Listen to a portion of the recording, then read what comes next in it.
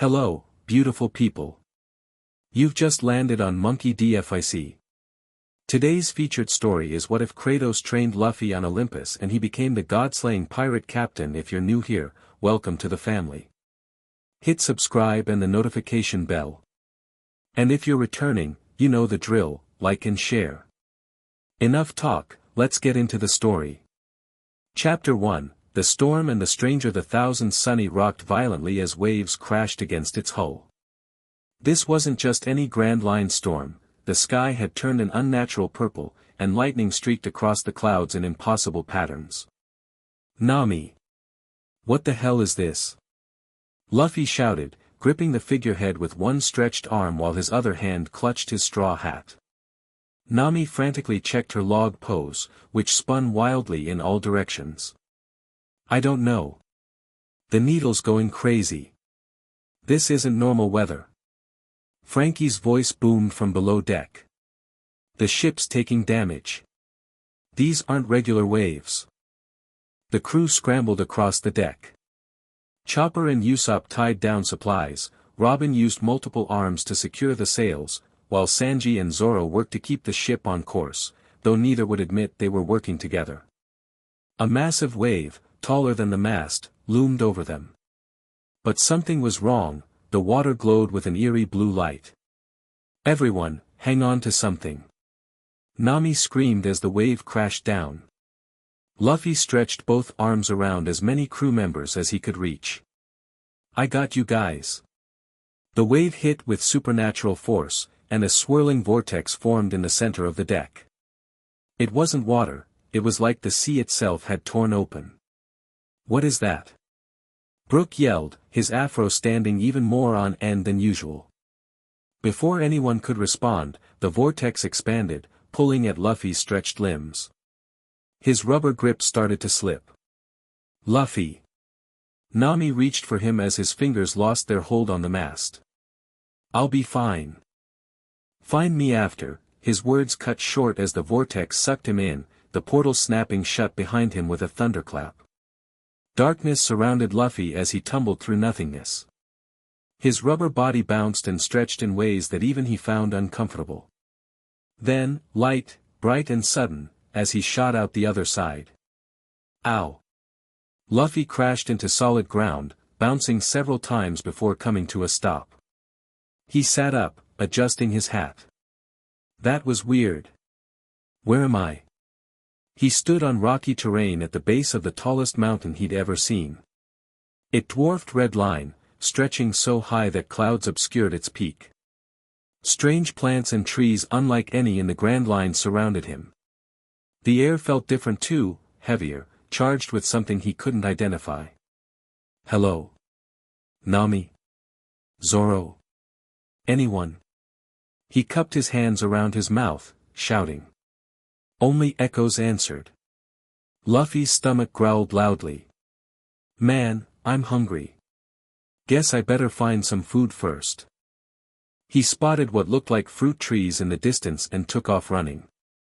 As he approached, he noticed the fruit, round, golden apples that seemed to glow slightly. Weird apples, but food is food. He stretched his arm up, grabbing one and bringing it back.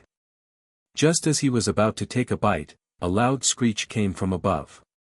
A massive bird, except it wasn't exactly a bird, swooped down at him.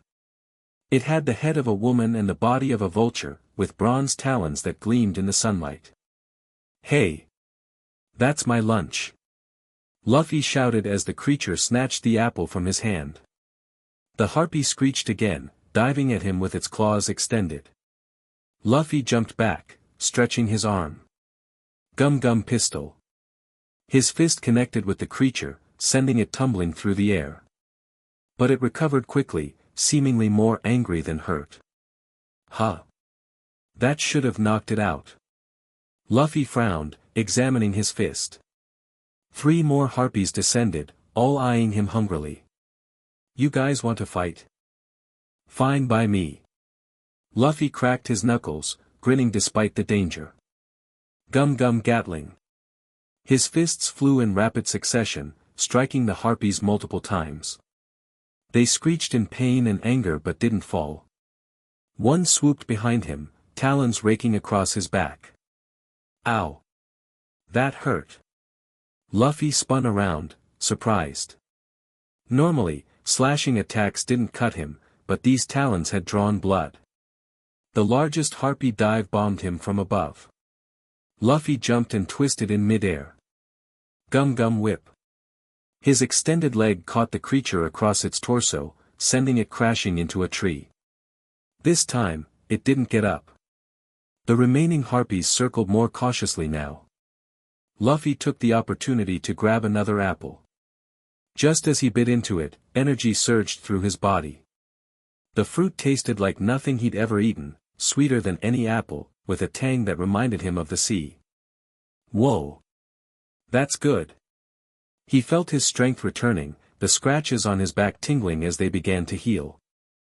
The harpies attacked again, but this time Luffy was ready. He dodged their talons, moving faster than before. Gum Gum Rifle. His twisted arm uncoiled with tremendous force, knocking a harpy clear across the clearing. The last one fled, screeching in retreat. Luffy grabbed several more apples, stuffing them into his pockets before continuing up the mountain path. The terrain grew steeper, and strange rock formations jutted from the ground. Some looked almost like statues, too realistic to be natural. As he rounded a bend, Luffy came face to face with a creature that made the harpies seem friendly. It had the body of a lion, the head of a human woman, and a scorpion's tail that waved menacingly above its back. Hey! Are you some kind of weird mink? Luffy asked, tilting his head curiously. The Sphinx growled, its woman's face contorting with rage. I am no mere beast, mortal. Answer my riddle, or die where you stand. A riddle? Is that like a mystery? I'm not good with those. Luffy scratched his head. What creature walks on 4 legs in the morning, 2 legs at noon, and 3 legs in the evening? Luffy crossed his arms, frowning in concentration. Morning, noon, evening. Oh. I know. It's a cool animal that keeps changing how many legs it has. I want one of those on my crew. The Sphinx's eyes narrowed. Wrong. Now you die. It lunged forward with incredible speed. Whoa. Luffy barely dodged, the creature's claws grazing his chest. I don't want to fight you, but if that's what you want, Gum Gum Pistol. His fist stretched toward the Sphinx, but it was faster than the harpies, easily evading his attack. Its tail whipped around, the stinger dripping with venom as it stabbed toward him. Luffy leaped high, the stinger missing him by inches. Gum Gum Stamp. His foot shot downward, catching the Sphinx on its back. The creature grunted but didn't falter. Your strange powers won't save you, mortal. It pounced again, jaws snapping where Luffy's head had been a moment before. The battle continued, with Luffy struggling to land solid hits. The Sphinx was not only fast but cunning, predicting his movements and countering his rubber attacks. Its tail came dangerously close several times, the venom sizzling when drops hit the ground. Luffy backed up against a cliff, breathing hard. Time to get serious. Gear second. Steam rose from his body as his skin flushed pink. The Sphinx paused, surprised by the transformation. What manner of mortal are you? Luffy didn't answer, disappearing from view with his enhanced speed. Jet Pistol. His fist slammed into the Sphinx's side before it could react, sending it tumbling across the ground. The creature recovered quickly, but now Luffy had the advantage of speed. Jet Gatling. His fists became a blur, pummeling the Sphinx relentlessly. With a final roar, the creature collapsed, its human face twisted in disbelief. Luffy let Gear second fade, his breathing returning to normal. The answer was a person, wasn't it? Robin would have known that. He continued his climb, encountering more strange creatures, serpent women who tried to charm him with songs, bronze bulls that breathed fire, and warriors who sprang from the ground when he disturbed certain stones. Each fight was harder than the last, and Luffy began to realize his rubber powers weren't as effective in this place as they were back home. The sun was setting when he reached a plateau high on the mountainside. Exhausted and hungry again, he finished his last golden apple and looked around for shelter. That's when he noticed the cabin, simple but sturdy, with smoke rising from its chimney. Light glowed from within. Finally. Maybe they'll have food. Luffy approached without hesitation, knocking on the door. Hello? Anyone home? I'm starving. No answer came. He knocked again, louder. Still nothing. I'm coming in, okay? Luffy pushed the door open and stepped inside. The cabin was sparsely furnished, a table, chairs, weapons hanging on the walls, and a fire burning in the hearth. Food simmered in a pot over the flames, the smell making Luffy's mouth water. Hello. I don't want to steal, but I'm really hungry. He called out once more before approaching the pot. I'll just have a little bit. As he reached for a ladle, the cabin's back door burst open. A man stood there, tall, muscular, with ashen skin covered in red tattoos. A massive axe gleamed in his hand, and his eyes burned with fury. Who dares enter my home? His voice was deep, threatening, like thunder before a storm. Luffy turned, one hand still reaching toward the pot. Oh, hi. I'm Monkey D, Luffy. I'm gonna be king of the pirates. Do you have any meat? The tattooed man's eyes narrowed. He looked Luffy up and down, noticing his strange clothing, the straw hat, and most of all, the lack of fear. Another of Zeus's creatures, sent to finish what the others could not. He raised his axe.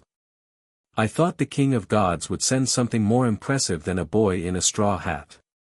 Zeus. King of what? Listen, I just want some food. I got lost in a weird storm and, silence.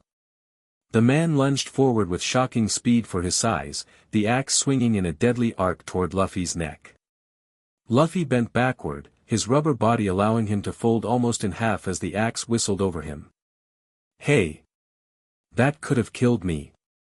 That was the intention. The man attacked again, this time with a series of swift, precise strikes that Luffy barely dodged. I don't want to fight you. Luffy jumped back, putting the table between them. But if you keep trying to cut me, gum pistol. His fist shot across the room, catching the tattooed man by surprise. It connected with his chest, pushing him back a step, but only a step. The man looked down at where the punch had landed, then back at Luffy's extended arm. What manner of creature are you? I'm a rubber man. I ate the gum fruit. Luffy retracted his arm with a snap. Now can we eat instead of fighting? The answer seemed to anger the man further. More gods meddling with mortals, creating abominations. He set down his axe and drew two curved blades chained to his forearms. These have tasted the blood of gods. Let's see if they like the taste of rubber. He moved with incredible speed and precision. Luffy dodged most attacks, but one blade caught him across the arm, drawing blood. Ow! Those actually cut me. Luffy looked at the wound in surprise. Normal weapons couldn't cut his rubber body unless they were imbued with haki. The man pressed his advantage, driving Luffy back with a flurry of attacks. Whatever you are, you'll die like the rest sent to test me. Luffy jumped onto the ceiling, sticking there with his rubber limbs. Listen, tattoo guy. I'm not sent by anyone. I just got caught in a storm and ended up here. I don't even know where here is. The man paused, studying Luffy with suspicious eyes. You claim you're not from Olympus. I don't know what Olympus is. I'm from the East Blue, sailing the Grand Line with my crew when this crazy purple storm hit us. East Blue. Grand Line. The man lowered his blade slightly. Those are no realms I know of. They're not realms, they're oceans. I'm a pirate. My crew and I are looking for the One Piece. The tension in the room shifted. The tattooed man still looked dangerous, but a flicker of curiosity replaced some of the rage in his eyes. Come down from there, boy. Slowly. If you make any move I don't like, I'll separate your rubber head from your rubber shoulders. Luffy dropped to the floor, landing in a crouch. So can we eat now? I've been fighting weird creatures all day, and I'm starving. First, tell me your full story. Leave nothing out. The man returned his blades to his back but kept his hand near the axe. And I'll know if you lie. Luffy sat cross-legged on the floor and told his tale, about the East Blue, finding the gum-gum fruit, gathering his crew, their adventures through the Grand Line, and finally the strange storm that had separated him from his friends. The tattooed man listened without interruption. When Luffy finished, he remained silent for a long moment. You speak of places unknown to me, he finally said. Either you're spinning tales more fantastic than the fates themselves, or what? Or you've crossed between worlds. The man moved to the pot, stirring it thoughtfully. It wouldn't be the first time the gods have torn holes in the fabric of existence. Luffy's eyes widened. Different worlds? Like Skypiea? I know not of this Skypiea. The man filled 2 bowls with stew, handing one to Luffy. Eat.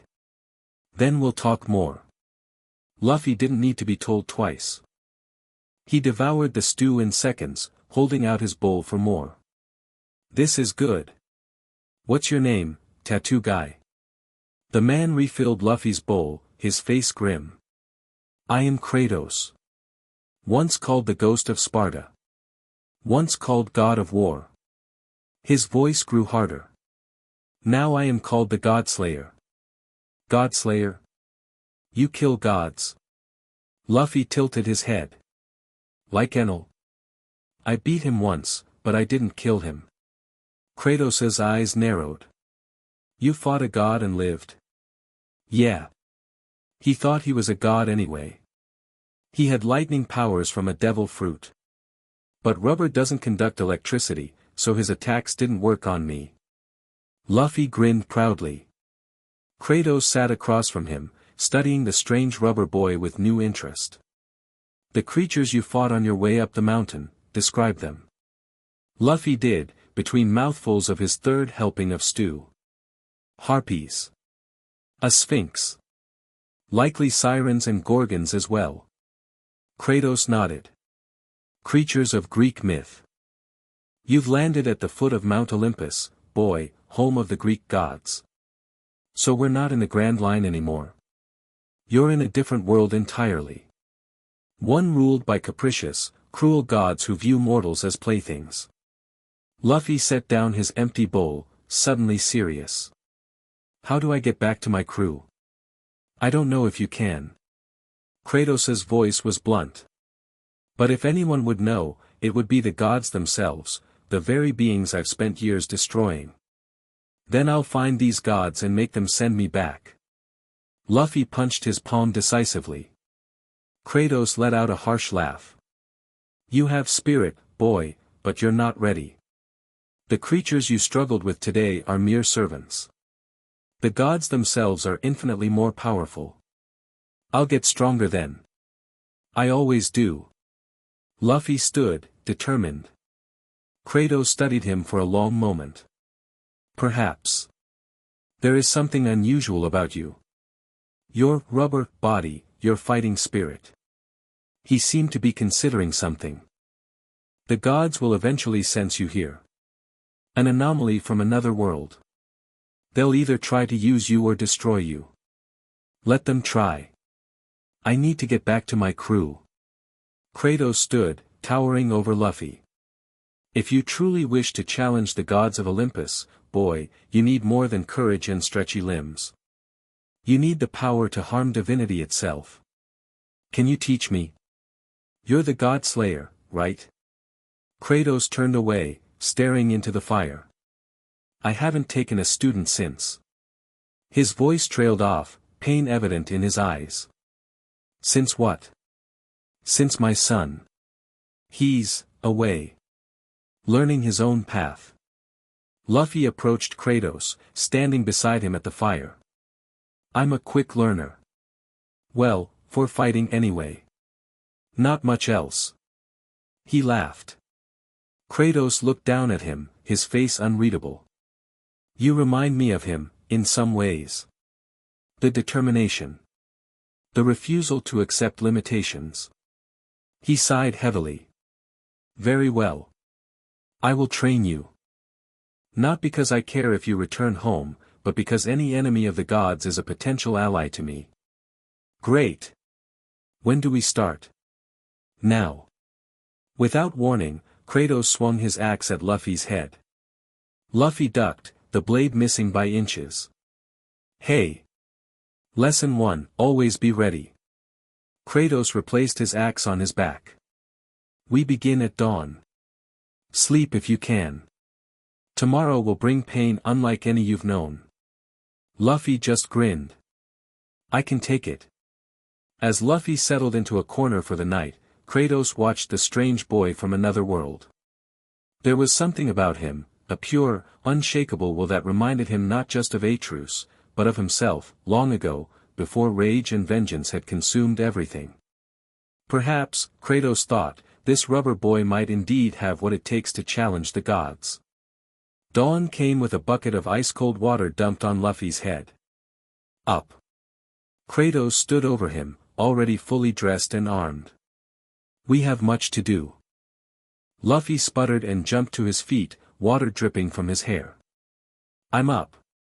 I'm up. First, we assess your strengths and weaknesses. Kratos led him outside to a clearing behind the cabin. Show me these gears you mentioned.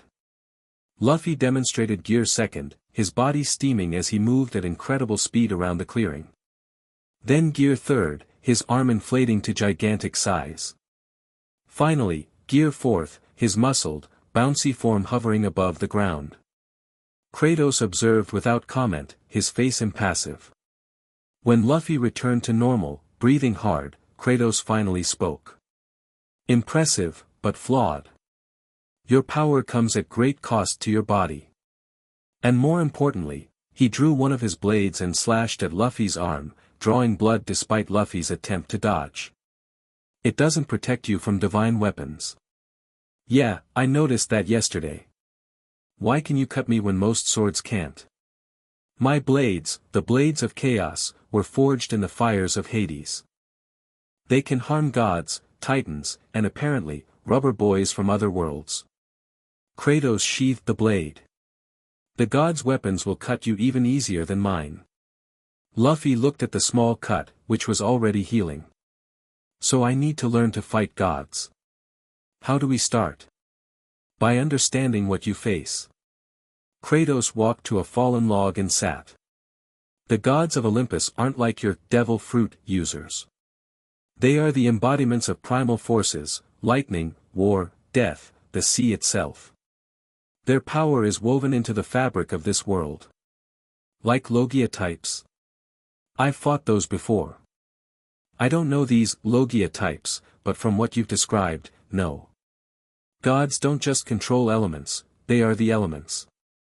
To harm them, you must use weapons or powers that can affect divinity itself. Luffy frowned. My haki can hurt Logia users by bypassing their elemental forms. Would that work? This haki, describe it again. It's like willpower made real. There's observation haki for sensing things, armament haki for hardening attacks and defense, and conqueror's haki for knocking out weaker opponents with your spirit. Kratos leaned forward, suddenly interested. Show me this armament haki. Luffy held out his arm, focusing until it turned shiny black. Like this. It makes my attack stronger and lets me hit people who normally can't be hit. Kratos examined the blackened arm, then suddenly slashed at it with his blade. This time, the weapon didn't cut through. Interesting. A hint of a smile touched Kratos's lips. This may be useful. It resembles certain divine protections I've encountered. So my haki might work on gods. Perhaps. But it needs to be stronger. Much stronger. Kratos stood. And you need to learn to infuse it with divine energy. Divine energy? How do I do that? Through blood, sweat, and probably many broken bones. Kratos drew his axe. The Leviathan axe was made to kill gods. Touch it. Luffy reached out cautiously, placing his finger on the axe's head. Immediately, a chill ran through him, and frost formed on his fingertip. Whoa! It's freezing. It channels the cold of Helheim, realm of the dead. Divine power. Kratos held the axe out. Try to lift it. Luffy grabbed the handle with both hands and pulled. The axe didn't budge. He strained harder, his face turning red with effort. Still nothing. I don't get it. It doesn't look that heavy. It's not about physical weight. The axe chooses who may wield it. Kratos took it back with ease. You must prove yourself worthy of divine weapons before you can use them against the gods. How do I do that? First, by surviving my training. Kratos pointed to a boulder twice Luffy's height. Break that, without your gears.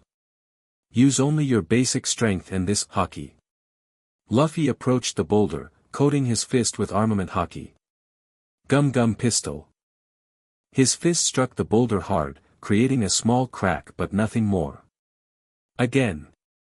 Kratos barked. Put your will into it, not just your strength. Luffy tried again and again, each time creating more cracks but never shattering the boulder. After an hour, he was breathing hard, his knuckles bleeding despite the haki protection. This is impossible. Nothing is impossible, boy. Kratos approached, placing a hand on the boulder. You're thinking like a mortal. Think like a god. What does that mean? Gods don't see barriers, they see obstacles to be remade in their image. Kratos closed his eyes.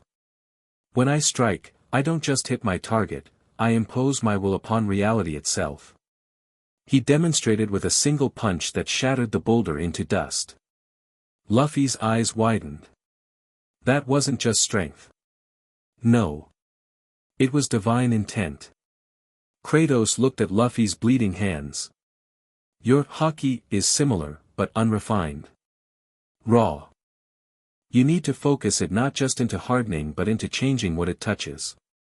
They spent the next several hours working on Luffy's haki technique. By midday, he could shatter smaller rocks, but the larger boulders still resisted him. Enough. Kratos tossed Luffy a water skin. Drink. Then we move to the next lesson. Luffy drank deeply, wiping his mouth with the back of his hand. What's next? Combat against divine opponents. Kratos drew his blades. These won't kill you, probably. But they'll teach you how gods fight. What followed was the most brutal sparring session Luffy had ever experienced. Kratos was relentless, attacking from all angles with his chained blades. Every time Luffy thought he'd created distance, the blades would extend on their chains, catching him off guard. Too slow. Kratos's blade slashed Luffy's shoulder. A god won't give you time to think. Luffy tried to counter with his rubber attacks, but Kratos seemed to anticipate his every move, blocking or dodging with supernatural awareness. Your techniques are predictable. Another slash across Luffy's back. Create new ones. Adapt. Hours passed. Luffy was covered in cuts and bruises, his clothes torn, his breathing ragged. But he refused to quit. Each time he fell, he rose again, trying new combinations of his rubber powers and haki. Finally, as the sun began to set, Luffy saw an opening. Kratos swung both blades in wide arcs, leaving his center briefly exposed. Luffy didn't attack directly, instead, he stretched both arms backward. Gum gum. Kratos prepared to block the obvious bazooka attack coming his way. But instead of launching both arms forward, Luffy twisted his body, spinning like a corkscrew while stretching his leg. Axe. His haki-coated foot came down from above, catching Kratos by surprise. The God Slayer blocked with his blades crossed, but the force drove him to one knee. For the first time, Luffy saw approval in Kratos' eyes. Better. Kratos stood, sheathing his blades. You learn quickly. Luffy collapsed onto his back, exhausted but grinning. Told you I was a fast learner. For combat, perhaps. Kratos tossed him another water skin. Rest. Eat. Tomorrow we begin work on infusing your attacks with divine energy. They returned to the cabin as darkness fell. Kratos prepared a meal of venison and vegetables while Luffy recounted tales of his adventures in the Grand Line. To his surprise, Kratos seemed genuinely interested in his stories of Alabasta, Skypiea, and Enies Lobby. Your world has powerful beings as well, Kratos noted as he served the food. These admirals and emperors you speak of, they would be formidable even here. Yeah, but they're still human. Mostly. Luffy chewed thoughtfully. These gods you talk about, are they all bad? Kratos' face darkened. The gods care only for themselves. Their power corrupts them, makes them view mortals as playthings or tools. I've met few exceptions. But you were a god once, right? The god of war. Yes. Kratos stared into the fire. And I was perhaps the worst of them. Drunk on blood and victory, serving Zeus blindly until... He trailed off. Until what? Kratos remained silent for a long moment. Until I learned the truth of my birth. That Zeus, my father, had ordered my brother Deimos taken by Ares, and my mother turned to stone. That my service to the gods had been built on lies. Luffy stopped eating, sensing the weight of Kratos' words. So you decided to fight back. I decided to destroy them all. Kratos' eyes reflected the firelight like burning coals. And I nearly succeeded. Ares, Athena, Poseidon, Hades, Zeus himself, all fell to my blades. But not all of them, right? That's why we're training.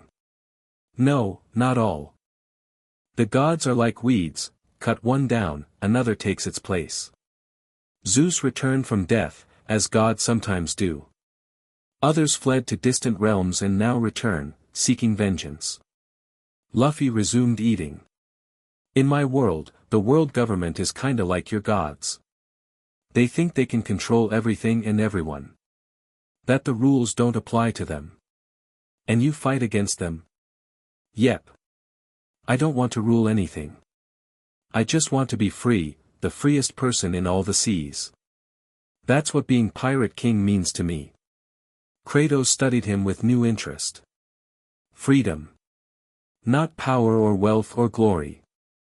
Nah, those things are boring. Luffy grinned. Adventure and friends, that's the good stuff. Humph. Kratos almost smiled. You're strange, rubber boy. Perhaps that's why you're here, the fates have a twisted sense of humor. So tomorrow you'll teach me to use divine energy? I'll teach you to recognize it and channel it. Kratos stood, collecting the empty plates. Whether you can actually use it depends on you. Luffy nodded, suddenly serious. I'll do whatever it takes to get back to my crew. They need their captain. Get some sleep. Dawn comes early, and tomorrow will make today seem like a pleasant dream. True to his word, Kratos woke Luffy before sunrise, leading him to a different clearing higher up the mountain. This one contained a small pool fed by a waterfall, the water glowing faintly in the pre-dawn light. This is the pool of divine essence, Kratos explained. Water blessed by the gods before my disagreement with them. It still holds divine properties. So I drink it? No. You'll drown in it. Before Luffy could ask what he meant, Kratos shoved him into the pool. The moment he hit the water, Luffy felt the familiar weakness that came with submersion. But this was different, the water seemed to burn and freeze simultaneously, invading his body through every pore. He thrashed, unable to swim, his devil fruit weakness making him helpless. Just as his vision began to darken, strong hands pulled him out. Luffy lay on the bank, coughing and gasping. "What was that for?" he sputtered. "You know I can't swim." "Precisely." Kratos knelt beside him. "Your weakness is the sea, yes. This water contains essence of Poseidon, god of the seas. By exposing you to divine sea energy, we begin the process of adapting your body to godly power." It felt like I was being torn apart. Because you were. The divine essence seeks to unmake what it doesn't recognize, your rubber properties from another world. Kratos helped him sit up. "But your body survived. It's already beginning to adapt." Luffy looked down at his hands. They seemed normal, but something felt different. A tingling sensation ran through his limbs. "Now we begin the real work." Kratos drew his axe. "Try to coat your arm with hockey again." Luffy concentrated, and his arm turned black with armament hockey. But this time, there was something new, faint blue lines running through the blackness, like veins of sapphire.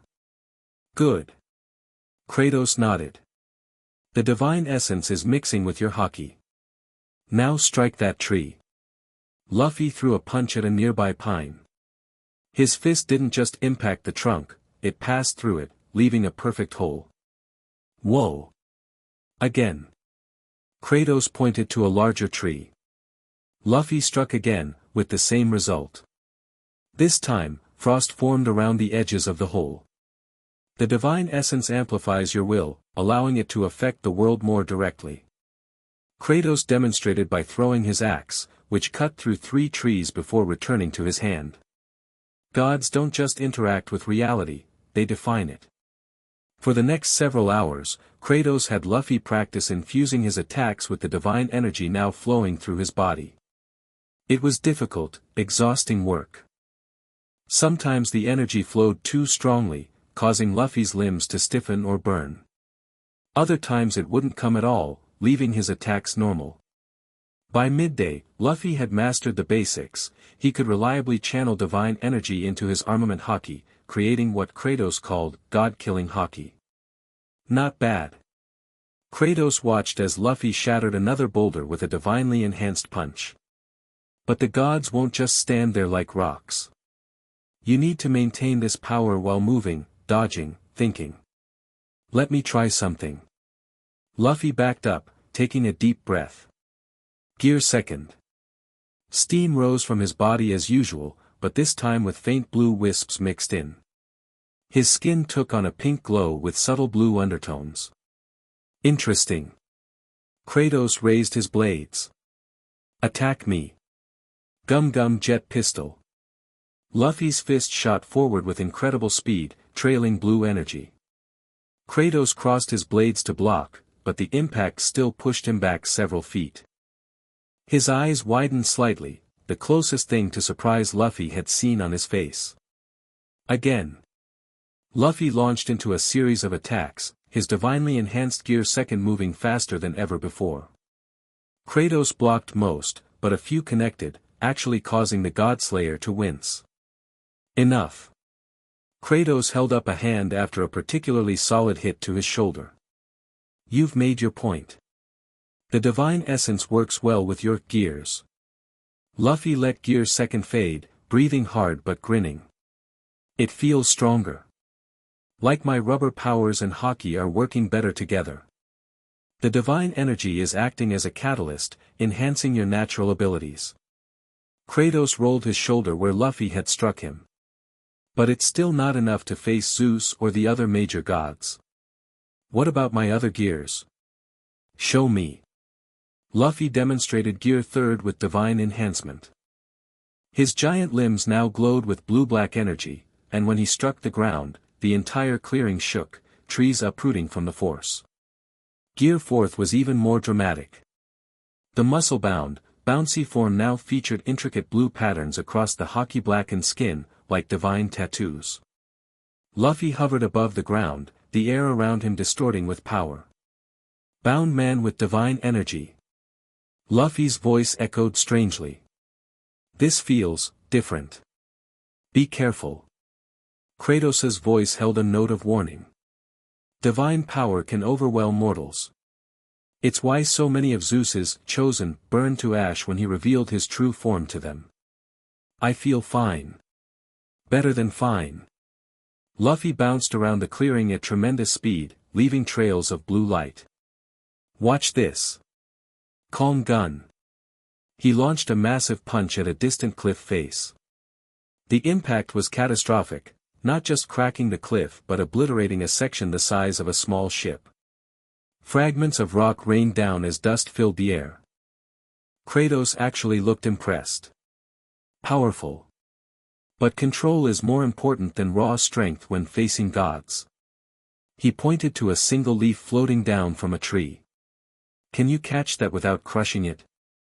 Luffy tried, but his enhanced strength was too great. The leaf disintegrated between his fingers.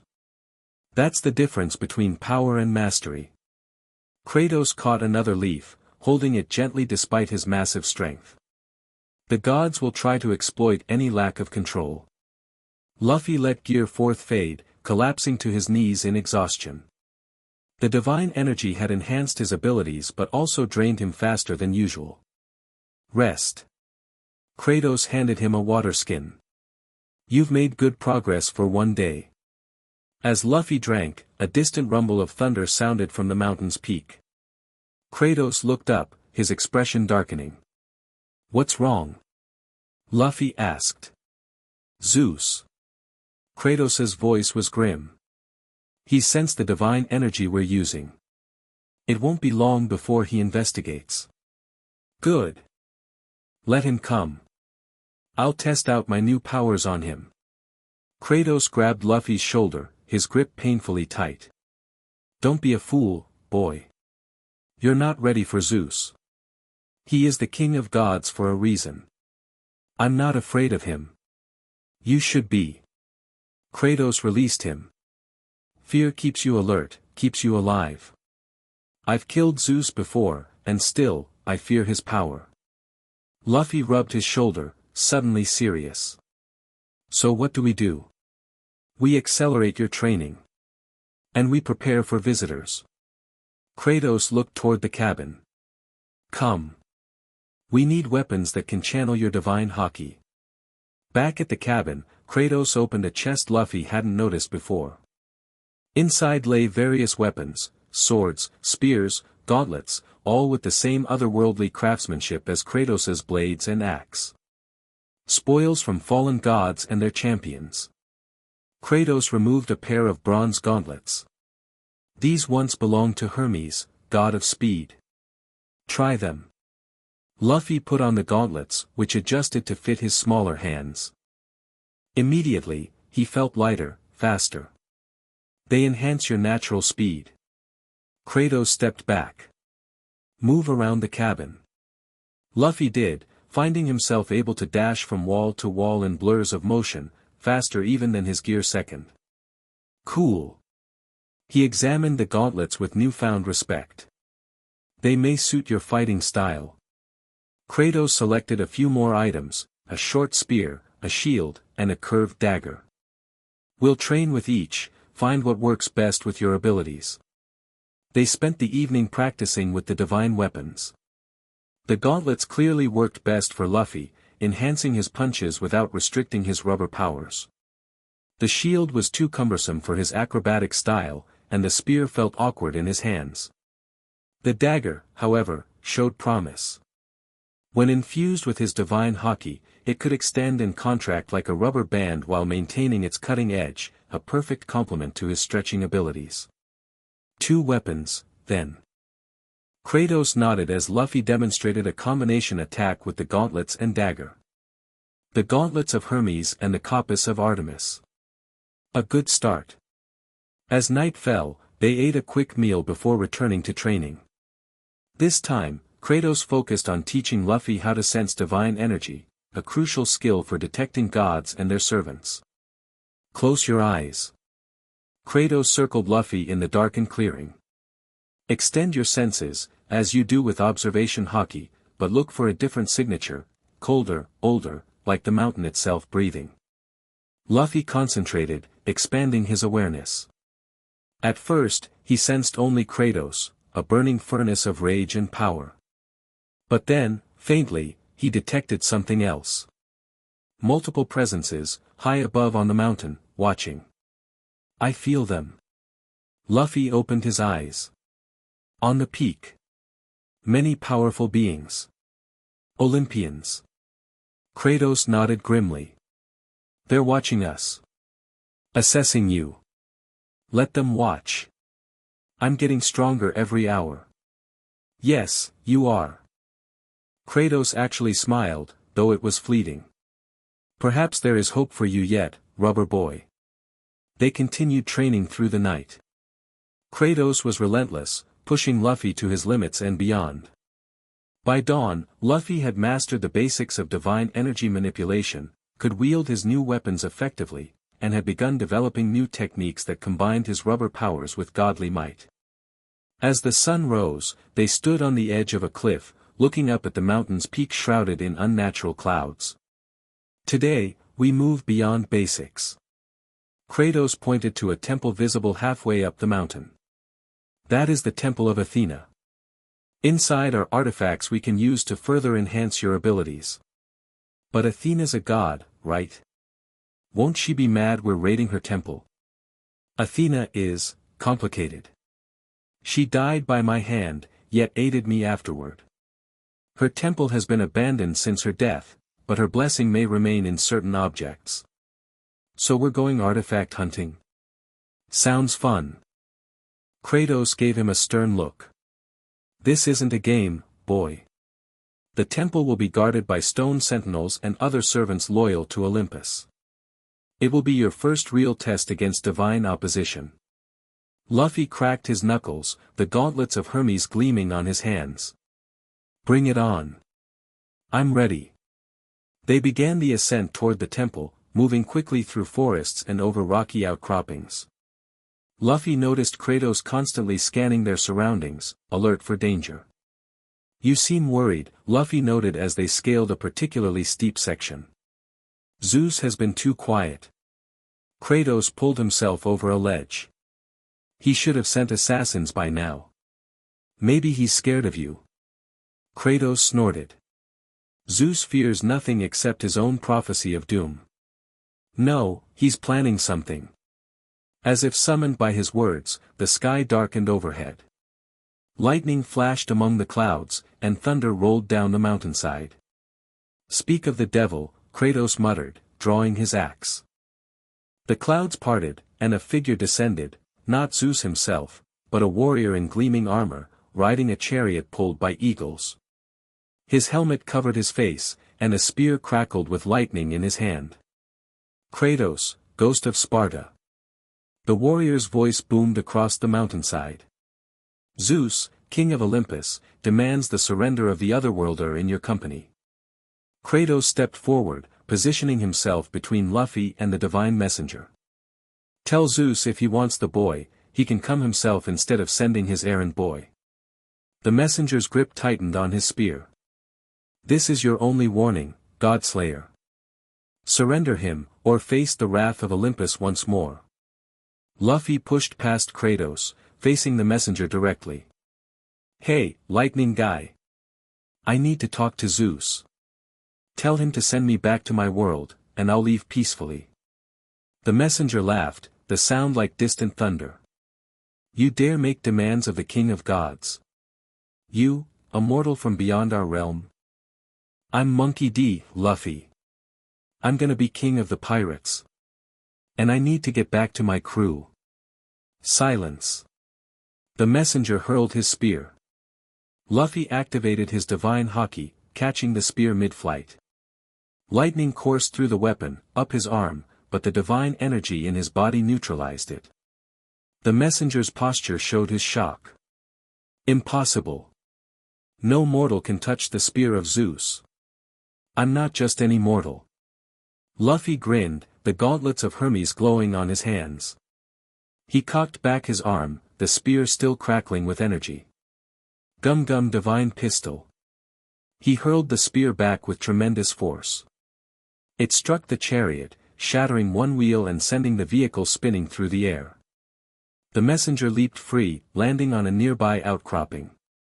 "You've taught him well, Kratos." The messenger removed his helmet, revealing a handsome face with cruel eyes. "But it won't save either of you." Kratos growled. "Hermes. I thought I killed you. You took my legs, Spartan. But gods have ways of returning." Hermes flexed his restored limbs. "Zeus restored me for one purpose, to bring him the rubber boy." "Why does Zeus want me?" Luffy demanded. "Your power intrigues him. A mortal from another world, with abilities unknown to Olympus." Hermes smiled coldly. "He would study you, learn your secrets, perhaps find a way to your world. New realms mean new worshippers, new power." "Not gonna happen." Luffy stepped forward. "I'm going home, but not as anyone's prisoner." "We shall see." Hermes blurred into motion, his speed incredible even without his gauntlets. Luffy activated Gear Second with divine enhancement, meeting speed with speed. The two clashed in mid-air, exchanging blows faster than the eye could follow. Each impact sent shockwaves across the mountainside. Kratos watched carefully, assessing Luffy's performance against his first true divine opponent.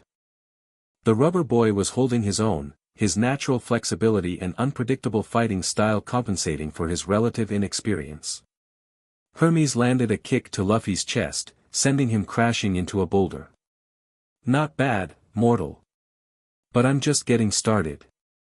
Luffy bounced back, the gauntlets glowing brighter. "So am I." Gum Gum Jet Gatling. His fists became a blur, each strike enhanced with divine hockey. Hermes dodged most, but several connected, sending the god staggering backward. "Enough games." Hermes raised his hands, and lightning gathered between them. "Feel the power of Olympus." A bolt of divine lightning shot toward Luffy. He crossed his arms, coating them with divine hockey, but the impact still drove him to his knees. His rubber immunity to electricity was only partially effective against godly lightning. "Luffy!" Kratos called out. "Remember what I taught you. Divine power can be redirected." Luffy nodded, adjusting his stance as Hermes prepared another lightning attack. This time, as the bolt struck, Luffy caught it in his hockey-coated hands. The energy surged through him, painful but manageable. "Thanks for the power-up." Luffy grinned, his body now crackling with borrowed divine energy. "Gum Gum Divine Red Hawk." He launched forward, his fist trailing lightning and flame. The attack caught Hermes square in the chest, sending the god flying into the mountainside with such force that rock shattered around him. Hermes emerged from the rubble, his perfect face now marred with a burn in the shape of Luffy's fist. His expression had changed from arrogance to fury. "You dare mark a god?" He spat, golden ichor dripping from his mouth. "Zeus will tear you apart atom by atom for this insult. Tell him to get in line." Luffy prepared for another attack. But Hermes didn't engage again. Instead, he looked past Luffy to Kratos, his eyes narrowing. "This isn't over, Spartan. The boy has potential, I'll grant you that. But Zeus won't send messengers next time." With a final glare, Hermes vanished in a flash of light, leaving behind only the smoking crater where he had landed. Luffy let his Gear Second fade, breathing hard. "Did I win?" "You drove him off." Kratos approached, examining Luffy's lightning burns with a critical eye. "Not bad for your first encounter with a true Olympian. Hermes is among the lesser gods, but still divine. He was fast. Almost as fast as my Gear Second. And that was without his full power or his artifacts." Kratos looked up the mountain toward the temple. "Zeus knows of you now. He'll send others, stronger than Hermes." "Good. I'll beat them all until he agrees to send me home." Kratos shook his head, but Luffy thought he saw a hint of pride in the Godslayer's eyes. "First, we continue to the temple. You need more power before facing the likes of Apollo or Ares. They resumed their climb, Luffy buzzing with excitement from his victory. The burns from Hermes' lightning were already healing, his divine-infused rubber body adapting to godly attacks. "Hey, Kratos," Luffy said as they climbed. "Thanks for training me. I'm getting stronger because of you." Kratos grunted, uncomfortable with gratitude. "Save your thanks for when you're back with your crew, boy. We've only just begun." The Temple of Athena loomed ahead, its marble columns gleaming in the sunlight. Statues of the goddess flanked the entrance, their stone eyes seeming to follow the intruders as they approached. "Be on guard," Kratos warned. "Athena's sentinels will not welcome us." As if on cue, the statues began to move, marble grinding against marble as the stone warriors drew their weapons. "Cool." Luffy grinned, pulling the coppice of Artemis from his belt. "Let's smash some statues." The sentinels attacked, surprisingly fast for beings made of stone. Their spears and swords struck with precision, forcing Luffy and Kratos to separate. Kratos engaged 3 sentinels at once, his blades of chaos cutting through marble with ease. Luffy faced 2 more, using his rubber abilities to dodge their attacks while looking for openings. Their weaknesses are the joints and the chest sigil. Kratos called out as he decapitated one sentinel. "Strike there." Luffy nodded, focusing on the glowing symbol on one sentinel's chest. He activated Gear 3 with divine enhancement, his arm swelling to massive size while maintaining the blue-black hockey coating. Gum Gum Elephant Gun. His giant fist smashed into the sentinel's chest, shattering the sigil and causing the entire statue to crumble. The remaining sentinel thrust its spear at Luffy's exposed side, but he twisted his body unnaturally, the rubber flexibility allowing him to bend around the attack. Gum Gum Battle Axe. His hockey-coated leg came down on the sentinel's head, splitting it in 2. The statue continued to move briefly before collapsing in a heap of rubble. With the guardians defeated, they entered the temple. Inside, sunlight filtered through the high windows, illuminating altar tables, statues, and weapon racks. The air hummed with residual divine energy. "What are we looking for?" Luffy asked, examining a golden shield on the wall. "The Aegis." Kratos moved purposefully through the temple. "Athena's shield. It contains power that can protect against divine attacks." "A shield? I don't really use shields. This one is different." Kratos approached a central altar. It can change forms to suit its wielder. On the altar lay a small disc of bronze and gold, etched with the face of a woman whose hair consisted of writhing snakes. "That little thing is a shield. The Aegis in its dormant form." Kratos gestured for Luffy to approach. "Touch it. If Athena's blessing remains, it will respond to you." Luffy hesitantly placed his hand on the disc. Immediately, it glowed with golden light, the metal flowing like liquid around his wrist, forming a bracer. "Whoa. Interesting." Kratos nodded. "It's chosen a form that complements your fighting style." Luffy examined the bracer. The snake-haired woman's face was still visible on its surface, her eyes seemingly alive. "What does it do?" "Focus your will into it, as you do with your haki." Luffy concentrated, channeling divine haki into the bracer. It expanded instantly, forming a swirling shield of golden energy around his entire body. The Aegis protects its wielder from godly attacks. Kratos picked up a small knife from the altar and threw it at Luffy. The blade disintegrated upon hitting the energy shield. "It won't stop everything, but it will give you a fighting chance against the more powerful gods." "This is awesome." Luffy grinned, letting the shield fade back to its bracer form. "What else is in here?" They spent the next hour collecting artifacts from the temple, vials of ambrosia that healed wounds instantly, throwing discs that returned to the wielder like Kratos' axe, and a cloak that granted limited invisibility.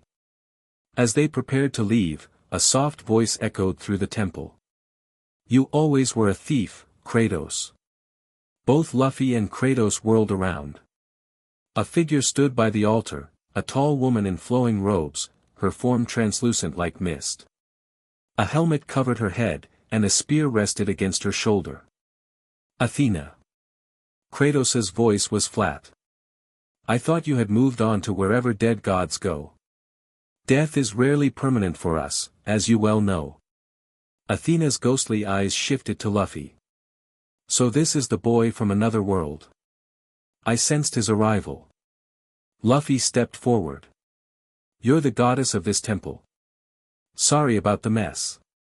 And the statues. And taking your stuff. To his surprise, Athena laughed. Direct. Honest. Reminds me of you long ago, Kratos. Before rage consumed you. Why show yourself now?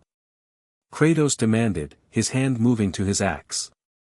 Have you come to stop us? If I wanted to stop you, I wouldn't have allowed you to find the temple in the first place. Athena approached, her ghostly form floating inches above the ground. I've come to warn you. About Zeus.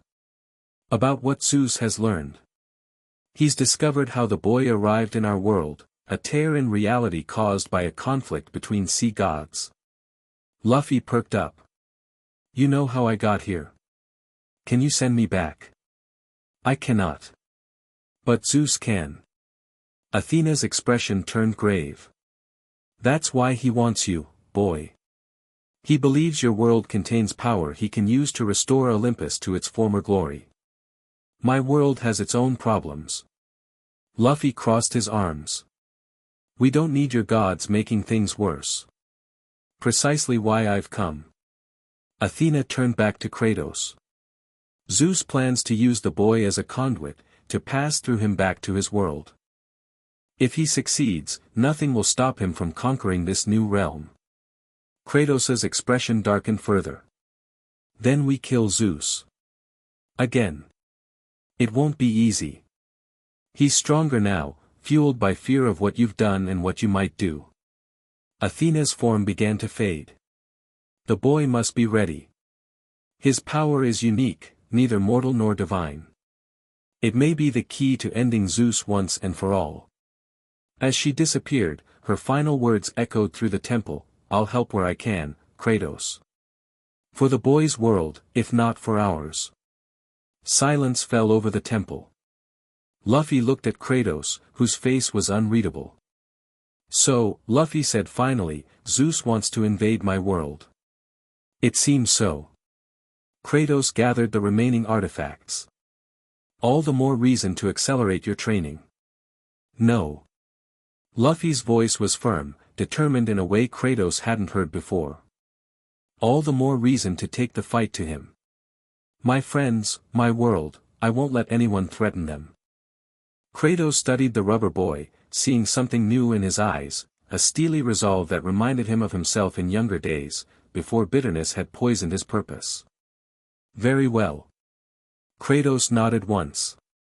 We'll take the fight to Zeus. But first, you need one more day of training. One more power to master. What's that? The power that makes gods truly fear me.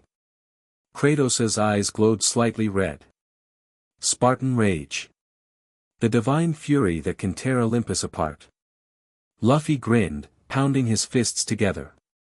The Aegis bracer gleamed on his wrist, and the gauntlets of Hermes glowed with power. Let's do it. For my crew. For both our worlds. As they left the temple, thunder rumbled overhead, Zeus's anger made manifest. But neither the Godslayer nor the future Pirate King showed any fear. The hunt for Zeus had begun. Chapter 2, Gods and Rubber. Luffy collapsed on the ground, sweat pouring down his face. His muscles screamed, and his lungs burned with every breath. He'd been training non-stop since they'd returned from Athena's temple yesterday. Get up, Kratos commanded, standing over him with arms crossed. Gods don't rest. Neither do Godslayers. Just, gimme a second. Luffy panted, forcing himself back to his feet. The Aegis bracer on his wrist gleamed in the morning sunlight. Okay, I'm good. Let's go again. Kratos nodded slightly, the closest thing to approval Luffy had seen from him. Your endurance is improving. Now, show me your gear fourth again, this time with full divine integration. Luffy took a deep breath, centering himself. He bit into his arm, blowing air into his muscles while simultaneously activating his armament haki. The difference now was the divine energy flowing through his body, guided by his will into specific patterns. Gear fourth, Bound Man. His body expanded, muscles bulging as the air redistributed. Black haki covered his torso and arms, but with an important difference: intricate blue-gold patterns flowed through the blackness, pulsing with godly power. The Aegis bracer expanded, golden energy wrapping around his arm like a second skin. Kratos circled him slowly, examining the transformation. Better. The divine energy is flowing more naturally now. He drew his blades of chaos. Attack me. Full power. Luffy compressed his arm, the divine enhanced haki giving it an otherworldly glow. Gum gum calm gun. His fist shot forward with devastating force. Kratos crossed his blades to block, but the impact still sent him sliding back 50 feet, his heels carving trenches in the rocky ground. Good. Kratos actually smiled, a brief, fierce expression. Again, but target that mountainside. Luffy turned toward a distant cliff, winding up another attack. Gum gum divine calm gun. The punch connected with the cliff face from hundreds of yards away. The entire mountainside shuddered, and then collapsed, thousands of tons of rock cascading down in a thunderous avalanche. Whoa! Luffy stared at his fist in amazement. That was awesome. You're learning to channel divine energy properly. Kratos approached, sheathing his blades. But power alone isn't enough. Zeus has more raw strength than any being I've encountered. You need versatility. I have other gear fourth forms. Luffy hovered slightly above the ground, bouncy legs compressed. Wanna see? Before Kratos could answer, Luffy's body shifted, limbs becoming leaner, muscles more defined, posture more upright. Gear fourth, Snakeman. The divine patterns changed too, flowing like serpents across his haki-blackened skin. Luffy moved with blinding speed, leaving afterimages as he darted around the clearing. Gum gum black mamba. His arms stretched and twisted like living snakes, striking at Kratos from multiple angles simultaneously. The Godslayer blocked most attacks but several connected, leaving red marks on his pale skin. Impressive speed. Kratos caught Luffy's final punch in his bare hand. But I noticed the divine energy is less concentrated in this form. Yeah, it's harder to control when I move this fast. Luffy returned to his normal state, dropping to the ground exhausted. I need to find the right balance. Perhaps the answer lies in creating something new. Kratos handed him a water skin. Not adapting your existing techniques, but forging something specifically for godly combat. Luffy drank deeply, considering this. A new gear. Like Olympian gear. Precisely. One that, a rustling from the trees interrupted him. Both Kratos and Luffy tensed, ready for an attack. Instead, a boy emerged from the forest, perhaps 12 years old, with light skin and reddish-brown hair. He carried a bow across his back and had a serious expression that made him seem older than his years. Father. The boy nodded to Kratos, then turned curious eyes to Luffy. Is this him? The man from another world? Atreus. Kratos' voice softened slightly. I thought you were hunting in the northern woods. I was. But the animals are acting strange, fleeing south. Atreus approached Luffy, studying him openly. The Jotner drawings showed your arrival. A man made of rubber who can stretch like Jormungandr. Luffy grinned, extending his hand. I'm Monkey D, Luffy. Future king of the pirates. Atreus shook his hand, eyes widening as he felt Luffy's rubbery texture. I'm Atreus. Son of Kratos. The giants call me Loki. Loki? Cool name. So you're Kratos' son? You don't really look like him. I take after my mother. A shadow passed over Atreus' face. She died when I was younger. I'm sorry, Luffy said, his usual energetic tone softening. I never knew my mom either. Kratos interrupted the moment. Atreus, what brings you here? Your presence on Olympus is dangerous. Zeus knows I'm back, father. His eagles have been watching our home for days. Atreus unslung his bow. I came to help. The prophecies say the man of rubber will need knowledge of all divine realms to return home. Prophecies? Luffy perked up. About me getting back to my crew? Atreus nodded. The Jotnar seers drew your path. It leads through Olympus, then beyond, but the drawings were unclear. Some power blocks their sight. Kratos looked troubled. Zeus. He's interfering with prophecy itself. Probably. Atreus turned back to Luffy. The giants taught me many things. I might be able to help you develop this Olympian gear you mentioned. How? Luffy asked. By showing you how divine power flows between realms. Atreus removed a small runestone from a pouch at his belt. Norse magic is different from Greek, but the principles are the same. All godly power comes from the world tree, Yggdrasil, which connects all realms. Luffy's eyes glazed over slightly. That sounds complicated. Atreus laughed, a bright sound that seemed to surprise even Kratos. It is. But you don't need to understand it completely. You just need to feel it. For the next few hours, Atreus worked with Luffy on sensing the connections between divine realms. The boy was a patient teacher, explaining concepts clearly and providing practical exercises rather than abstract theory. Kratos watched from a distance, his face unreadable but his eyes rarely leaving his son. Okay, let's try again. Atreus placed the runestone in Luffy's palm. Close your eyes. Feel the energy flowing through it, like rivers connecting to a great ocean. Luffy concentrated, his brow furrowed. I feel something. Like currents, but not water. That's it. Those are the branches of Yggdrasil. Atreus grinned. Now, try to find the current that feels most familiar, the one that might lead to your world. Luffy's face scrunched up with effort. There's so many, wait. This one feels different. Like salt and freedom and adventure. That might be your path home. Atreus looked excited. Can you pull on it? Draw its energy into yourself? Luffy nodded, focusing harder. The runestone began to glow, blue-green light seeping into his fingers and traveling up his arm. His skin briefly took on a watery, flowing quality before returning to its rubber texture. I felt my world. Luffy's eyes snapped open.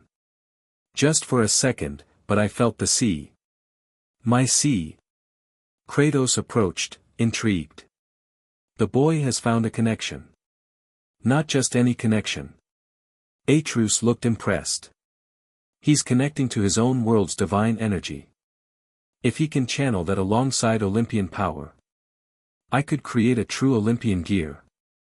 Luffy jumped to his feet. Let me try it. He closed his eyes again, this time reaching for both energies simultaneously, the divine power Kratos had taught him to harness and the familiar energy of his own world. His body began to change, steam rising from his skin as Gear 2 activated, but with new elements. Gear 5, Olympian. The transformation was unlike anything Kratos or Atreus had seen. Luffy's body took on a silvery blue sheen, like the surface of water reflecting sunlight. His muscles defined without bulking up, and divine patterns flowed across his skin like ocean currents. The Aegis bracer expanded, creating swirling shields around both arms, while the gauntlets of Hermes glowed with intense light. Most striking was the change to his straw hat, it now seemed to contain a miniature storm, clouds and lightning swirling within its weave. Luffy opened his eyes, which glowed with the same blue-green light as the runestone. This feels right. His voice echoed slightly, as if coming from underwater and the sky simultaneously. He moved with liquid grace, each step leaving faint ripples in the air. Stretching his arm, he watched as it extended farther than ever before, the divine patterns flowing along its length. Incredible, Atreus whispered. He's channeling power from both pantheons. Dangerous, Kratos cautioned, though even he looked impressed. Such power could tear him apart if he can't control it. Luffy heard them, but their voices seemed distant. He felt connected to everything, the mountain beneath his feet, the sky above, and somewhere far away, the familiar embrace of the sea. He could sense his crew too, faintly, like distant stars. "They're looking for me," he said, his voice carrying the rumble of waves. "Nami's following a storm path. Zoro's trying to cut through reality itself. Robin's searching ancient texts for parallel worlds. He can see across realms," Atreus explained to his father. "The Olympian gear lets him transcend normal barriers." Luffy turned his attention to the mountainside, raising one hand. The air compressed around his fist, divine energy swirling. Gum Gum Divine Pistol. The attack moved with impossible speed, striking a distant peak. The entire mountain shuddered, and then simply disappeared. Not destroyed, erased, as if it had never existed. Kratos and Atreus stared in shock. "That was no mortal attack," Kratos said quietly. "That was the power of creation and destruction. The power of chaos itself." Luffy released the transformation, collapsing to his knees. His entire body trembled, and blood trickled from his nose and ears. Atreus rushed to his side. "Are you okay? That was intense." Luffy wiped blood from his face, grinning despite his exhaustion. "Too much power. Couldn't control it all. Rest." Kratos helped him to a nearby rock. "You've accomplished more than I expected. The Olympian gear is formidable, but dangerous. Use it only as a last resort." "Yeah." Luffy nodded, still shaking slightly. "Felt like I was everywhere and nowhere at once. Like I could reshape reality itself. That power is what Zeus fears." Kratos looked up at the peak of Mount Olympus, where dark clouds were gathering. "And why he will stop at nothing to possess it." As if summoned by his words, lightning flashed across the sky, and thunder rolled down the mountainside. "He knows," Atreus said grimly. He felt the new power. "Good." Luffy stood, steadier now. "Let him come." But it wasn't Zeus who appeared from the storm clouds. Instead, three figures descended, a woman in golden armor with a spear and shield, a man with winged sandals whom Luffy recognized as Hermes, and a third, larger figure wielding a massive trident that crackled with blue energy. Athena, Hermes, and Poseidon. Kratos drew his weapons. Zeus sends his family to do his dirty work, as always. The three gods landed at the edge of the clearing, their divine aura pressing down like a physical weight. Luffy felt the Aegis bracer grow warm on his wrist, responding to the threat. Athena stepped forward, not the ghostly form they'd seen in the temple, but fully corporeal, her golden armor gleaming in the sunlight. "Kratos. Boy. Zeus offers terms." "What terms?" Kratos growled, not lowering his blades. "The rubber one surrenders himself for study. In exchange, Zeus will return him to his world afterward." Athena's eyes betrayed nothing. "Refuse, and Olympus will unleash its full might upon you both." Luffy stepped forward. "And I'm supposed to trust the guy who wants to invade my world?" Hermes sneered. "You should be honored, mortal. Few receive such generous offers from the king of gods." The third god, Poseidon, spoke in a voice that sounded like crashing waves.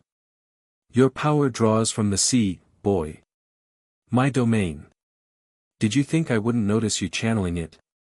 Submit, Or I will drown you in divine waters that no rubber man can survive. Kratos positioned himself beside Luffy. Zeus lies, as always.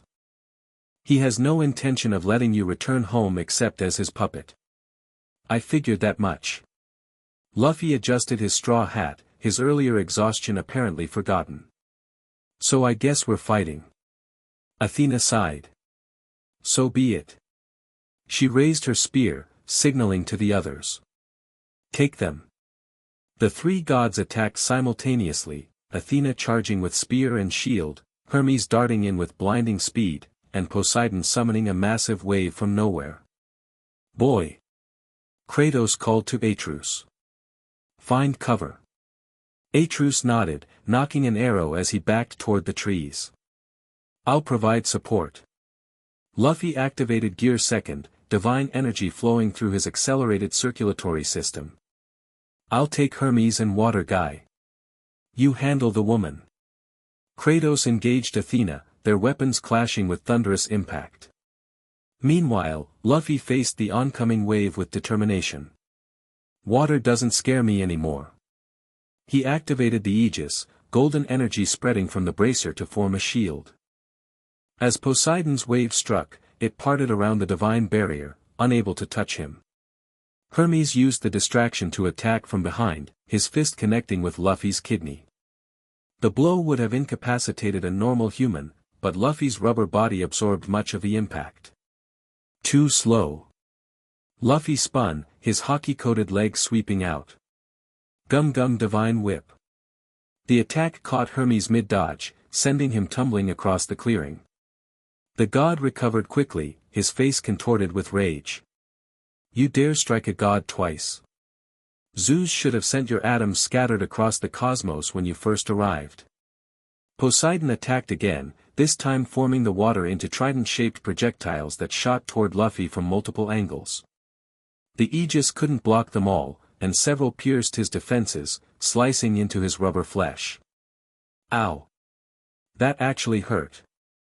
Luffy examined the wounds with surprise. They weren't deep, but they stung with divine energy that interfered with his healing. Nearby, Kratos and Athena fought with incredible skill, their movements too fast for normal eyes to follow. Athena's spear thrust toward Kratos' heart, only to be deflected by his axe at the last instant. You've grown slow, ghost of Sparta, Athena taunted. Too many years in the Norse realm have dulled your edge. And you've grown cruel, Athena. Kratos countered with a sweeping attack that forced her back. I preferred you as a ghost with wisdom rather than a puppet with Zeus's hand up your back. Her eyes flashed with anger. I serve Olympus, not Zeus alone. From the tree line, Atreus loosed arrows imbued with runic magic. They curved through the air, striking Poseidon's water forms and temporarily disrupting them. The boy with the bow has power too, Poseidon noted, turning some of his attention toward Atreus. Perhaps Zeus will want him as well. Leave him alone. Luffy's voice carried unexpected authority. He activated Gear Third, his arm expanding to massive size while maintaining its divine hockey coating. Gum Gum Elephant Gun. The giant fist slammed into Poseidon, driving him into the mountainside with such force that the ground shook. The sea god emerged from the rubble, his perfect form now cracked like porcelain, golden ichor leaking from the fissures. Impossible, he growled. No mortal has struck me so powerfully since. Since me, Kratos finished, momentarily breaking from his battle with Athena. The boy learns quickly. Hermes attacked again, this time moving so fast he created afterimages. Luffy switched to Gear Second, meeting speed with speed. The two clashed repeatedly, each blow generating shockwaves that toppled nearby trees. Your rubber powers are fascinating, Hermes said as they briefly separated. In my domain of travelers and thieves, such ability to change form would be highly valued. I'm not joining your god club, Luffy replied, launching another attack. Gum Gum Jet Culverin. His arm stretched and followed Hermes's evasive movements, finally connecting with the god's chest. The divine hockey penetrated Hermes's defenses, leaving a smoking wound. Meanwhile, Atreus continued providing support, his arrows disrupting divine attacks and creating openings for both Kratos and Luffy. One particularly well-aimed shot struck Athena's helmet, momentarily distracting her and allowing Kratos to land a solid blow with his axe. "The child has his father's aim," Athena noted, golden ichor flowing from a cut on her cheek. The battle continued for what felt like hours, the clearing becoming increasingly devastated. Trees were uprooted, the ground torn up, and entire sections of the mountainside reshaped by divine attacks. Luffy was tiring, but so were the gods. Poseidon's water attacks came less frequently, and Hermes had slowed enough that Luffy could track his movements without observation hockey. "Enough of this," Athena finally called. She jumped back from Kratos, raising her spear to the sky. Zeus grows impatient. "Olympus, hear me." The ground began to shake violently. Massive marble columns erupted from the earth, forming a perfect circle around the battlefield. The sky darkened further, and the air grew heavy with divine presence. "What's happening?" Luffy asked, backing toward Kratos and Atreus. "She's summoning the Colosseum of the gods," Kratos explained grimly. "A divine arena where mortals have no advantages. Our movement will be restricted to this circle." The transformation completed, leaving them standing in a massive colosseum that hadn't existed moments before. Spectral figures filled the stands, shadowy approximations of gods and lesser divinities, come to witness the battle. "Now we fight on Olympian terms," Athena announced. Her wounds healed before their eyes, divine light knitting the golden flesh. Poseidon and Hermes likewise recovered, their power seemingly amplified by the arena. "This is bad," Atreus whispered. "The Colosseum connects directly to Olympus. They can draw power from the mountain itself." Kratos nodded. "Stay close to me, both of you." Luffy studied the arena, his face unusually serious. "They're stronger here, but they're also desperate. Why go to all this trouble unless they're afraid of us?" "Perceptive," Kratos acknowledged. "Fear drives Zeus more than anger these days." "Then let's give him something to really fear." Luffy closed his eyes, concentrating. "I need a minute. Can you guys cover me?" Kratos stepped forward, twirling his blades. "Atreus, protect Luffy. I'll handle our divine guests." The God Slayer charged, engaging all three gods simultaneously. His skill was incredible, blades dancing as he parried attacks from every direction. Atreus stood before Luffy, bow drawn, picking off any divine attack that got past his father. Luffy focused inward, seeking the connection he'd felt earlier, the path back to his world, to the familiar energy of the Grand Line. He found it easier this time, like a rope he could grasp and pull toward himself.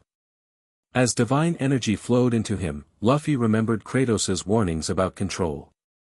Instead of trying to contain all the power at once, he directed it specifically, reinforcing his gear second with just enough divine strength to enhance without overwhelming. Olympian gear, Mariner. The transformation was more subtle than his earlier attempt, his body took on a blue-tinted glow, with wave-like patterns flowing across his skin.